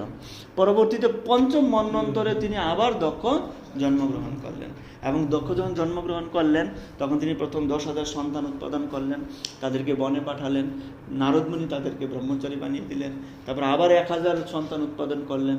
যেহেতু তিনি সন্তান উৎপাদনে দক্ষ, এই জন্য তার নাম দক্ষ। তারপরে তিনি নারদমুনির চরণে অপরাধ করলেন, তাই না? নারদমুনিকে অভিশাপ দিলেন। নারদমুনিকে কি বললেন? যে আপনি যে আমার সন্তানদেরকে এভাবে ব্রহ্মচর্য বানাচ্ছেন, তাদেরকে বৈরাগী বানাচ্ছেন, এটি আপনি ভুল করছেন। কেন? কারণ যদি সংসারে দুঃখ কষ্ট অনুভব করতে না পারে, তাহলে সে বৈরাগীর অবস্থা থেকে যে কোনো সময় সেখান থেকে পতন হবে। সে ইন্দ্রিয় তৃপ্তির সুখ যদি না করে, সেখান থেকে পতন হবে যে কোনো সময়। পতন যদি সংসারে প্রবেশ করবে ইন্দ্রিয় তৃপ্তি করার জন্য এবং সেখানে যখন দুঃখ কষ্ট অনুভব করবে, তখন যখন বৈরাগী হবে, তখন সেটা পারফেক্ট বৈরাগী হবে, তখন সে বুঝতে পারবে এটা ওটা। কিন্তু আপনি কি করেছেন? ভুল করেছেন। আপনি তাদেরকে এমন অবস্থায় নিয়ে গেছেন, সে তো এটা বুক করেনি, সে জানেই না সংসার কি, তাহলে যে কোনো সময় ওখান থেকে তার পতন হতে পারে। এটা একটি ভুল করেছেন। তখন সেখানে নারদমুনি উত্তর দিয়েছিলেন, যারা বৃদ্ধ আছে তারা কি ইন্দ্রিয় তৃপ্তি করতে করতে যখন বৃদ্ধ হয়, তখন কি তারা ভগবানের শরণাগত হয়? হয় না। বৃদ্ধ অবস্থায় যখন সেখানে নারদমুনি উদাহরণ দিচ্ছেন, বৃদ্ধ অবস্থায় যদিও সে ইন্দ্রিয় তৃপ্তি করতে পারছে না, কিন্তু তার করার বাসনা যখন থাকে এবং অন্য কাউকে করতে দেখে সে কি করে? আনন্দ অনুভব করে। তো তখন দক্ষ রাগান্বিত হয়ে নারদমুনিকে অভিশাপ দিলেন যে আপনি এক জায়গায় সেখানে স্থির হয়ে থাকতে পারবেন না। এবং নারদমুনি সেটাকে খুব সুন্দরভাবে রাগান্বিত না হয়ে সে অভিশাপ গ্রহণ করেছেন। দক্ষ এই দুইভাবে অভিশাপ দেওয়ার ফলে এবং ভক্তদের সাথে সে পদের কারণে ভক্তদের সাথে সে সমস্যায় পতিত হয়েছে। এবং সেখানে তাৎপর্য ছিল, প্রভুপাদ লিখেছেন যে আমিও নারদমুনির মতো এরকম বিভিন্ন পিতামাতাদের দ্বারা অভিশপ্ত হয়েছি, তাই না? যে আমি যেহেতু সমস্ত ইয়ং ছেলে মেয়েদেরকে মন্দিরে নিয়ে আসছি, তাদেরকে ব্রহ্মচর্য শিক্ষা দিচ্ছি, সেজন্য বিভিন্ন পিতামাতারা আমাকেও অভিশাপ দিচ্ছে। তখনও ছিল প্রভুপাদের ভাগবতম পুরো শেষ হয়নি। তিনি তাৎপর্যে লিখেছেন যে যদি আমার কোনো শিষ্য আমার এই অভিশাপটা গ্রহণ করত, তাহলে আমি বসে কিছুদিন ভাগবতম লেখাটা শেষ করতে পারতাম। এটা কার নির্দেশ? আমার গুরুদেবের নির্দেশ, তাই না? গুরুদেব বলেছিলেন তুমি গ্রন্থ চাপিও, সেটা এখনো কমপ্লিট হয়নি। তার মানে তিনি সাকসেসের চরম পর্যায়ে পৌঁছে গেছেন, কিন্তু গুরুদেবের নির্দেশ তখনও ত্যাগ করেনি। তখনও গুরুদেবের নির্দেশটাকেই তিনি আঁকড়ে দিচ্ছেন। কেউ যদি আমার এই অভিশাপটা গ্রহণ করত, তাহলে আমি এই ভাগবতম কার্যটা শেষ করতে পারতাম, তাই না? তো দেখুন, দক্ষের মতো রাজা, তার মধ্যে এই বৈষ্ণব অপরাধের কারণে তার এরকম অবস্থা হয়েছে। তারপরে আমরা দেখতে পারি যে যখন রাম এবং লক্ষ্মণ তারা বনে গমন করলেন, তো সেখানে সুগ্রীব এসেছেন। সুগ্রীব আসার পরে তিনি রামকে আসনে বসার জন্য জায়গা দিলেন, আরেকটা আসন ছিল এবং সেই আসনে কি করলেন? সুগ্রীব নিজে গিয়ে বসে গেলেন, কিন্তু লক্ষ্মণকে কোনো আসন দেওয়া হয়নি। এবং এটা হনুমান দেখে তার হৃদয়ে খুব ক্রোধের উৎপন্ন হলো যে লক্ষ্মণকে কোনো আসন না দিয়ে সুগ্রীব নিজে সেই আসনে বসে গেল, এটি অপরাধ হয়েছে। তখন কি হয়েছে? যখন বালির সাথে সুগ্রীবের ঝগড়া হয়, রাম বলেছিল তুমি যাও ঝগড়া করে, আমি কি করব? বধ করে দেব। তখন বালির সাথে যখন সুগ্রীবের ঝগড়া হয়, তখন বালি অনেক মেরেছিল, সুগ্রীবকে মেরেছিল না, কিন্তু রাম তাকে রক্ষা করেন। মারটার খেয়ে এমন অবস্থায় এসেছে, তখন ভগবান রামচন্দ্রকে বলছে, আপনি বলেছেন আমাকে রক্ষা করবেন, আমি এত মার খেলাম, এতভাবে তাদের অপদস্থ হলাম, কিন্তু আপনি আমাকে বাঁচান। তখন রামচন্দ্র ভগবান বলছেন, আমি তো চিনতে পারিনি কোনটা সুগ্রীব আর কোনটা বালি, দুজন দেখতে একই চেহারা। আসলে ভগবান কি চিনতে পারেননি নাকি? ভগবান চিনতে পারবেন না, এরকম ব্যাপার হয়। তারপরে ভগবান কেন বলছে আমি চিনতে পারিনি? তখন লক্ষণ এসে মালা সুগ্রীবের গলায় পরিয়ে দিলেন, আর ভগবান বললেন, এই যে মালা পরেছে, এখন তোমাকে চিনতে পারবে। তো সুগ্রীব এখানে লক্ষণের কাছে ক্ষমা চেয়ে নিলেন। তো মূল ব্যাপার হয়েছে যে সুগ্রীব যেহেতু লক্ষণকে উপযুক্তভাবে সম্মানিত করলেন না, সেজন্য তাকে বালির কাছে মার খেতে হয়েছে। ভগবান তাকে প্রথমবার রক্ষা করেন, বৈষ্ণবের সাজা। আর অনেকে প্রশ্ন করে বালিকে ভগবান কেন পিছন থেকে তীর মেরেছিল? কারণ সে সূর্য থেকে এরকম, সূর্যদেবের কাছ থেকে এরকম বর পেয়েছিল, তার সামনে যে আসবে সে দ্বিগুণ, তার অর্ধেক শক্তি প্রাপ্ত হবে। তো ভগবান যদি সামনে আসে, ভগবান হচ্ছেন অসীম শক্তি, অসীম শক্তিকে অর্ধেক করলে কি হয়? অসীমই হয়। তো অসীম শক্তির সামনে যদি সে আসে, তো সে অসীম হবে, কিন্তু হয় না। ভগবান থেকে কেউ কখনো শক্তি অসীম হতে পারে না, তো এটা কখনো সম্ভব না। কিন্তু এরকম ভগবান রামচন্দ্র তিনি ইন্দ্রকে সম্মান করার জন্য সামনে আসেন। তাহলে কি হবে? ইন্দ্রের বর বৃথা যাবে, তখন ইন্দ্র অপমানিত হবে। সেজন্য ইন্দ্রকে সম্মান করার জন্য তিনি সামনে আসেন, পিছন থেকে মেরেছে, তাই না? তো আরেকটা বিষয় হচ্ছে, যেহেতু তিনি স্ত্রীতে অন্যের স্ত্রীকে আহরণ করেছিলেন, অধর্ম আচরণ করেছেন, সেজন্য পিছন থেকে মেরেছে। তো এখানে এটাই আবার দেখতে পাই আমরা, লক্ষণ তিনি কার চরণে অপরাধ করেছিলেন? হ্যাঁ, সবুজ। কি অপরাধ করেছিলেন? হ্যাঁ, ফল খেতে দিয়েছিল সবুরি। রামচন্দ্র গ্রহণ করেছিলেন, কিন্তু লক্ষণের ডাউট, মুখ দিয়ে কেন খাবে? উচ্ছিষ্ট খাবার ভগবান খাবে কেন? উচ্ছিষ্ট খাবার তিনি কি করেছিলেন? সেই পিছনে ফেলে দিয়েছিলেন, আর সেখান থেকে কি উৎপন্ন হয়েছে? গন্ধমার্গ। সেখানে যখন লক্ষণ রাবণের প্রথম সন্তানের দ্বারা নিহত হলেন, কেন নিহত হলেন? এই অপরাধের কারণে, যেহেতু সবুরির চরণে অপরাধ হয়েছে। এবং সবুরির হিস্টোরি অনেক পূর্বতন হিস্টোরি, সবুরি পূর্ব জীবন অনেক খুব সুন্দরী ছিলেন, অনেক অনেক হিস্টোরি আছে সবুরির। এবং তিনি অনেক অনেক কষ্ট করে, অনেক ত্যাগ তিতিক্ষার মাধ্যমে আজকে এই পর্যন্ত এসেছেন। ভগবান রামচন্দ্রকে তার নিজের মুখ থেকে খাওয়ানো, এটি কোনো সাধারণ বিষয় না। আমরা দেখতে পাই তার জীবনীতে অনেক ত্যাগ স্বীকার করে, অনেক তিতিক্ষার ফলে এই পর্যায়ে এসেছে। তো যেহেতু লক্ষণ সবুরির চরণে অপরাধ করেছিল, সেজন্য সেখানে নিহত হয়েছিল। এবং হনুমানকে পাঠানো হয়েছিল কি আনার জন্য? সেই সঞ্জীবনী নিয়ে আসার জন্য, তাই তো? কিন্তু সেটা কোথায় হয়েছিল? লক্ষণ যেখানে বড়ই খেয়ে ফেলে দিয়েছিল না, সেখানেই সেটার জন্ম হয়েছে। এবং হনুমান গিয়ে সেটাই নিয়ে আসছেন। তার মানে বৈষ্ণব অপরাধের কারণে যেটা সে ফেলে দিয়েছিল, ওইটাই তাকে কি দিল? জীবন দান করলো। ভগবান বুঝাতে চেয়েছেন রামচন্দ্র যে, লক্ষণ দেখো, তুমি যেটিকে অবজ্ঞা করেছিলে, সেই বৈষ্ণবের উচ্ছিষ্টই তোমার এই জীবন। আমি যে জীবনটা তোমাকে দিয়েছি, এখন যে জীবনটা তুমি প্রাপ্ত হচ্ছ, সেটা তোমার বৈষ্ণবের উচ্ছিষ্ট জীবন, তাই না? সুতরাং আমরাও চিন্তা করতে পারি, আমাদের জীবন কিন্তু কোনো না কোনোভাবে নষ্ট হয়ে যেত, ঠিক কিনা? কোনো না কোনো বৈষ্ণবের কৃপায় আমরা কিন্তু আজকে এই জায়গায় উপস্থিত হয়েছি। আমাদের বর্তমান জীবনটা হচ্ছে কোনো না কোনো বৈষ্ণবের উচ্ছিষ্ট জীবন। অন্য কোনোভাবে আমরা কোনো না কোনোভাবে আমরা কর্ম, জ্ঞান, অন্য কোনোভাবে জীবন অতিবাহিত করে আমাদের জীবনটা নষ্ট হয়ে যেত। কোনো না কোনো বৈষ্ণবের কৃপায় আমরা সেখানে উপস্থিত হয়েছি। এবং তাহলে সবচেয়ে বড় আইডিয়া হচ্ছে যে, একটা ইংলিশে একটা কথা আছে, become a hero instead of A victim. Become a hero মানে কি, আমাদের নায়ক হওয়া উচিত, ইনস্টিড অফ এ ভিকটিম মানে কোনো অড সিচুয়েশনে পড়ার চেয়ে আমাদের নায়ক হওয়া উচিত। আমি কারোর সঙ্গে দ্বন্দ্বে যুক্ত হয়ে, বৈষ্ণব অপরাধ করে, নিজেকে অধপতন করে, একটা খারাপ সিচুয়েশনের মধ্যে নিজেকে না ঢেলে কারোর কাছে ক্ষমা চেয়ে, কাউকে ক্ষমা করে, কারোর কাছে নিজেকে আত্মসমর্পণ করে যদি আমি হিরো হতে পারি, সেটা হওয়া ভালো না? অনেকের মধ্যে ইগো আসে, আমি কেন ক্ষমা চাইতে যাব, আমার দোষ না, তারই সব দোষ, মনে করুন তার সব দোষ। তারপরেও যদি আমি ক্ষমা চেয়ে যদি হিরো হতে পারি, সমস্যা কি? তাই না?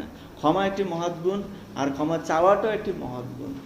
যদি কোনো কারণে ক্ষমা চেয়ে আমি যদি মুক্ত হতে পারি, তবেই তো, যেমন আমরা দেখতে পাই ইয়ের চরণে বিশ্বামিত্র দুর্বাসা মুনি অপরাধ করেছিল, কার চরণে?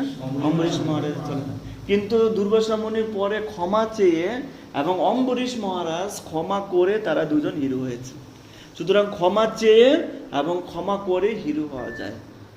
দ্বন্দ্ব যুক্ত হয়ে, দ্বন্দ্বের মধ্যে যুক্ত হয়ে কখনো হিরো হওয়া যায় না। তো 22 নম্বর শ্লোকে রাজা রিহুবনের ফিলোসফি আমরা আলোচনা করব। 22 নম্বর শ্লোক এখানে 21 নম্বর শ্লোকের মধ্যে একটা বিষয় আছে, বলুন। আত্মা সংযোগকারী, জড়বস্তুর সাথে আত্মা সংযোগ, এই বিষয়টা বলুন। আচ্ছা, অনুবাদে আছে না? না তাৎপর্যে আছে? জড়বস্তুর সহিত আত্মার সংযোগটি বর্ণনা। এই বিষয়টা একটু ক্লিয়ার হয়ে যাচ্ছে। এটা কি 21 নম্বর শ্লোকের তাৎপর্যে আছে?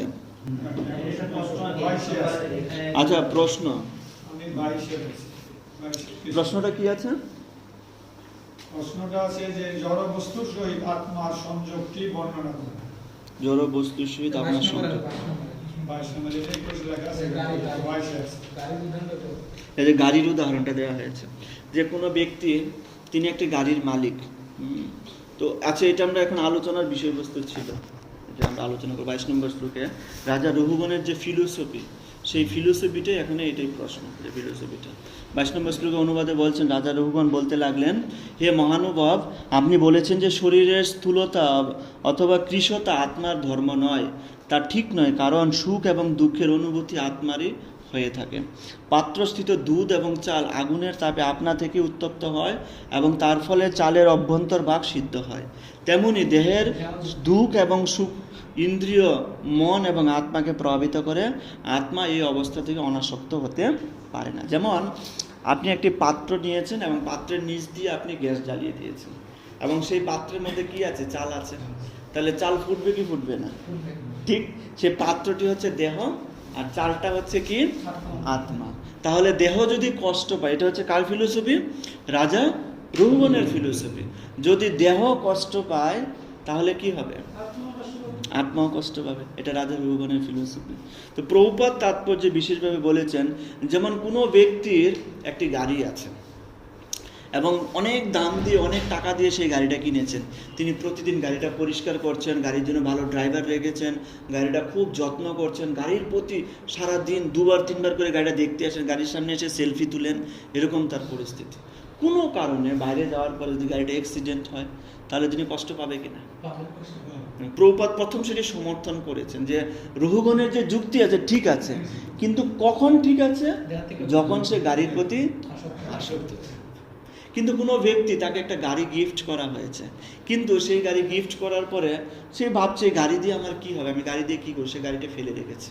কেউ যদি এসে সেই গাড়িটা একদিন চুরি করে নিয়ে যায়, তার কোনো প্রভাব আছে?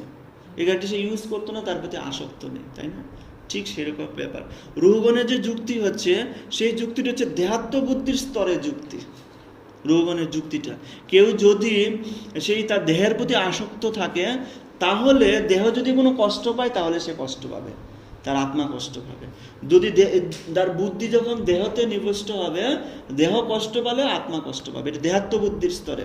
কিন্তু কেউ যদি দেহাত্ম বুদ্ধি থেকে নিজেকে, 23 নম্বর শ্লোকে এখানে আছে, কেউ যদি দেহাত্ম বুদ্ধি থেকে নিজেকে উপরে তুলে নেয় এবং কেউ যদি আত্মতত্ত্ব স্তরে আসে, তখন দেহ কষ্ট দ্বারা সে কষ্ট পাবে না। তাহলে রঘুগণের একটা স্মল মিস্টেক, সেটা হচ্ছে কি, রাজা রঘুগণ তিনি দেহ এবং পরমাত্মার মধ্যে বা আত্মার মধ্যে পার্থক্য নিরূপণ করতে পারেননি। এই যে স্বাভাবিকভাবে বা জড় দৃষ্টিতে কি মনে হবে যে রাজা রঘুগণ যে উদাহরণটি দিয়েছেন বা যে তত্ত্বটি আলোচনা করেছেন, যে পাত্র যদি আমি আগুন দিয়ে উত্তপ্ত করি, তাহলে চাল বা দুধ যদি সেখানে থাকে, সেটিও উত্তপ্ত হবে, তাই না? যেহেতু দুধ বা চাল পাত্রের সঙ্গে যুক্ত আছে, সেই জন্য সে উত্তপ্ত হচ্ছে, ঠিক কি না? যদি সেই পাত্রকে আমি উত্তপ্ত করি একটা আইসোলেশনের মাধ্যমে, সেখানে যদি চাল রাখি, তাহলে চাল উত্তপ্ত হবে? হবে না। তাই না ব্যাপারটা? যদি আমি একটা প্রেসার কুকার সেই পাত্রের মধ্যে রাখি, রেখে তার ভিতরে আমি চাল রাখি, আর নিচে আমি পাত্র যতই আগুন দিই, তাহলে চাল উত্তপ্ত হবে? হবে না। ঠিক তদ্রূপ আমি যদি চাল এবং এই পাত্রকে আলাদা করতে পারি, তাহলে আত্মা সেখানে প্রভাবিত হবে না। যেহেতু চাল পাত্রের মধ্যে একসঙ্গে যুক্ত আছে, সেই জন্য প্রভাবিত হচ্ছে। আত্মার বুদ্ধি যেহেতু দেহের মধ্যে অবস্থান করছে, বুদ্ধি যেহেতু দেহেতে অবস্থান করছে, সেই জন্য দেহ কষ্ট পেলে কী হবে? আত্মা কষ্ট পাচ্ছে, সেটি অনুভূত হচ্ছে। কিন্তু যখন বুদ্ধি দেহতে উপস্থিত না থেকে কোথায় থাকবে? আত্মাতে উপস্থিত থাকবে, আত্মার দ্বারা পরিচালিত হবে। তাহলে আলাদা হলো, দেহ একটা, আত্মার একটা। দেহ এক জিনিস, আত্মা আরেক জিনিস। সেটা হচ্ছে রাজা রুহগণের স্মল মিস্টেক, দেহাত্ম বুদ্ধির চেতনা। হ্যাঁ, চ্যাপ্টারটাই তো এরকম। হ্যাঁ, এই চ্যাপ্টারটাই তো হচ্ছে আত্মা দুধটা দেব নাকি? হ্যাঁ, দুধটা দেহ না, পাত্রটা দেহ। না, পাত্রটা কেন? তো চালটা দুধটা একত্র হইল। হ্যাঁ, চাল ধরুন দুধ মনে করুন যে বুদ্ধি বা এরকম। এখানে যেটা বোঝানো হয়েছে যে পাত্র যদি আগুন দেওয়া হয়, আপনি চাল রাখলেন, দুধ মনে করুন এখানে দুধ নেই, জল আছে, ঠিক আছে? জল আর চাল আছে সাপোজ মনে করুন। তো যেহেতু চালটা সরাসরি কার সংস্পর্শে আসছে? পাত্রের সংস্পর্শে আসছে, সেই জন্য চাল প্রভাবিত হচ্ছে। যদি চাল পাত্রের সরাসরি সংস্পর্শে না আসে, তাহলে সে প্রভাবিত হবে না। যেহেতু বুদ্ধি দেহেতে প্রবিষ্ট হচ্ছে, সেজন্য আত্মা প্রভাবিত হচ্ছে। বুদ্ধি যদি দেহে প্রবিষ্ট না হয়ে, বুদ্ধি যদি দেহের মধ্যে কেন্দ্রীভূত না হয়ে আত্মাতে কেন্দ্রীভূত হয়, তাহলে প্রভাবিত হবে না। সেটি হচ্ছে হ্যাঁ, আগুন জ্বলবেই, এই জগতে দুঃখ থাকবেই, কষ্ট থাকবেই। তাহলে আমরা এখানে দেহের যে বিকারগুলো, এগুলাকেই জড় বস্তু বলা হচ্ছে। জড় দুঃখ দ্বারা আপনি কখন প্রভাবিত হচ্ছেন? যখন আপনার বুদ্ধি দেহের মধ্যে নিবিষ্ট হচ্ছে, তখনই আমি দুঃখ পাচ্ছি। তখন আপনার হাত যদি দুঃখ পায়, তখন আপনি ভাবছেন আমি দুঃখ পাচ্ছি। আপনার কারো হয়তো মাথায় চুল নেই, টাক, তখন সে দুঃখ পাচ্ছে যে আমার মাথায় টাক পড়ে গেছে। কারণ তার বুদ্ধি কোথায় আছে? দেহের মধ্যে আছে। যখন কেউ ভোরবেলা ঘুম থেকে উঠতে গিয়ে সে বলছে, আপনি কাউকে বলছেন যে তুমি ভোরবেলা ঘুম থেকে উঠছো না কেন? বলছে প্রভু, ভোরবেলা ঘুম থেকে উঠলে আমার প্রচণ্ড ঠান্ডা কাশির সমস্যা আছে, প্রচণ্ড সর্দির সমস্যা আছে আমার এই জন্য। যেহেতু কোথায় বুদ্ধিটা কোথায় আছে? দেহকে কেন্দ্র করে আছে, সেই জন্য তার চিন্তা ভাবনা সব কিছু দেহকে কেন্দ্র করে। সেই জন্য সে কি করছে? দুঃখ পাচ্ছে, কষ্ট পাচ্ছে, তাই না? যখন আত্মা বুদ্ধিটা দেহতে না হয়ে আত্মাতে কেন্দ্রীভূত হবে, আমি হচ্ছে আত্মা, সেই কেন্দ্রীভূত হলে তখন দেহের দ্বারা সে প্রভাবিত হবে না। তখন কেউ তাকে অপমান করলেও সে প্রভাবিত হবে না, কেউ তাকে অপদস্থ করলেও সে প্রভাবিত হবে না। ঠিক যেরকম জড়ভরতের মতো রাজা রুহুগণ কেন কষ্ট পাচ্ছেন? কারণ তার বুদ্ধি দেহাতে প্রবিষ্ট ছিল। কিন্তু ভরত মহারাজ কষ্ট পাচ্ছে না কেন? কারণ তার বুদ্ধি আত্মাতে প্রবিষ্ট। এখানে বলছেন যে রাজা রুহুগণ 23 নম্বর শ্লোকের তাৎপর্যে, রাজা রুহুগণ জড়ভরতকে তার শিবিকা বহন কাজে নিযুক্ত করার চেষ্টা করেছিলেন, যা ছিল রাজার ইন্দ্রিয় তৃপ্তিমূলক কার্য। কিন্তু কেউ যদি ভগবানের শিবিকা বহন কার্যে যুক্ত হন, তাহলে তার পক্ষে তা অবশ্যই আনন্দদায়ক হবে। তিনি যে প্রভু এবং শিষ্যের আরেকটি যুক্তি দিয়েছেন যে আপনি বলছেন যে কে রাজা কে প্রজা, এই জগতে সবাই হচ্ছে দাস। তখন রাজা রুহুগণ একটি যুক্তি দিয়েছেন যে আমি যদি লোকদেরকে জোরপূর্বক সেবায় যুক্ত না করি বা কোনো কার্যে যুক্ত না করি, তাহলে তারা সংশোধন হবে না। আমি যদি সমাজের মধ্যে পাপের বিচার না করি, তাহলে তারা সংশোধন হবে না। আমি যদি জেলখানা তৈরি না করি, তাহলে তারা সংশোধন হবে না। আমি যদি যারা উন্নত ব্যক্তি তাদের যদি আমি রক্ষণাবেক্ষণ না করি, তাদের সংশোধন হবে না। আমি যদি প্রজা শাসন না করি, তাহলে তারা সংশোধন হবে না। শিল প্রভুপাদ বলছেন হ্যাঁ, তার এই যুক্তিটি ঠিক আছে, কিন্তু সেইটা যদি ভগবানকে কেন্দ্র করে হয়, যদি সে ভগবানের সেবার নিমিত্তে হয়, তাহলে ঠিক আছে। কিন্তু রাজা রুহুগণ নিজের ইন্দ্রিয় তৃপ্তির জন্য করছে, সেজন্য তার এই যুক্তি ঠিক নেই। যেমন পরীক্ষিত মহারাজ তিনি সংসাগরে পৃথিবী পরিভ্রমণে বেরিয়েছিলেন। শ্রীমদ্ ভাগবতমের প্রথম স্কন্ধে 18 অধ্যায়ে 17 অধ্যায়ে সেখানে ব্যাখ্যা আছে যে পরীক্ষিত মহারাজ সমস্ত পৃথিবীতে পরিভ্রমণে বেরিয়েছিলেন। তো সেখানে তাৎপর্য ছিল প্রভুপাদ লিখছেন, পরীক্ষিত মহারাজ এই জন্য পরিভ্রমণে বেরোননি যে সবাই যেন তাকে জানতে পারে, তার যশ তার মহিমা সব যেন এই জগতে প্রকাশিত হয়, সেই জন্য না। সমস্ত পৃথিবীর মানুষ ভগবানকে কেন্দ্র করে জীবনযাপন করছে কিনা, সবাই 4টি নিয়ম সঠিকভাবে পালন করছে কিনা, সবাই ভগবানকে কেন্দ্র করে তাদের জীবন আচরণ করছে কিনা, তার জন্য তিনি পৃথিবী পরিভ্রমণে বেরিয়েছিলেন। ঠিক রাজা রঘুগণ তিনি যে যুক্তি দিচ্ছেন সেটা তখনই ঠিক হবে যখন সে ভগবানকে কেন্দ্র করে শাসন করবে, ভগবানকে কেন্দ্র করে মানুষকে ভগবত শিক্ষা দেওয়ার জন্য দণ্ডদান করবে, তখন সেটা ঠিক আছে। কিন্তু যেহেতু সে ইন্দ্রিয় তৃপ্তির জন্য এই কাজটি করছে, সেই জন্য তার এই যুক্তিটা ঠিক নেই। একই যুক্তি সে নিজের প্রয়োজনে ইউজ করছে। প্রভুপাদ বলছেন এই যুক্তিটা কার জন্য ঠিক আছে? পরীক্ষিত মহারাজের জন্য ঠিক আছে, কারণ পরীক্ষিত মহারাজ ভগবানকে কেন্দ্র করে শাসন করছিলেন, তার জন্য এই যুক্তি ঠিক আছে। একই যুক্তি একজন দেহাত্ম বুদ্ধি সম্পন্ন ব্যক্তির জন্য ঠিক নেই, আবার এই যুক্তিটাই যিনি কৃষ্ণ ভক্ত তার জন্য ঠিক আছে। সেজন্য পাত্র ভেদে এই সমস্ত যুক্তি আলোচিত হয়।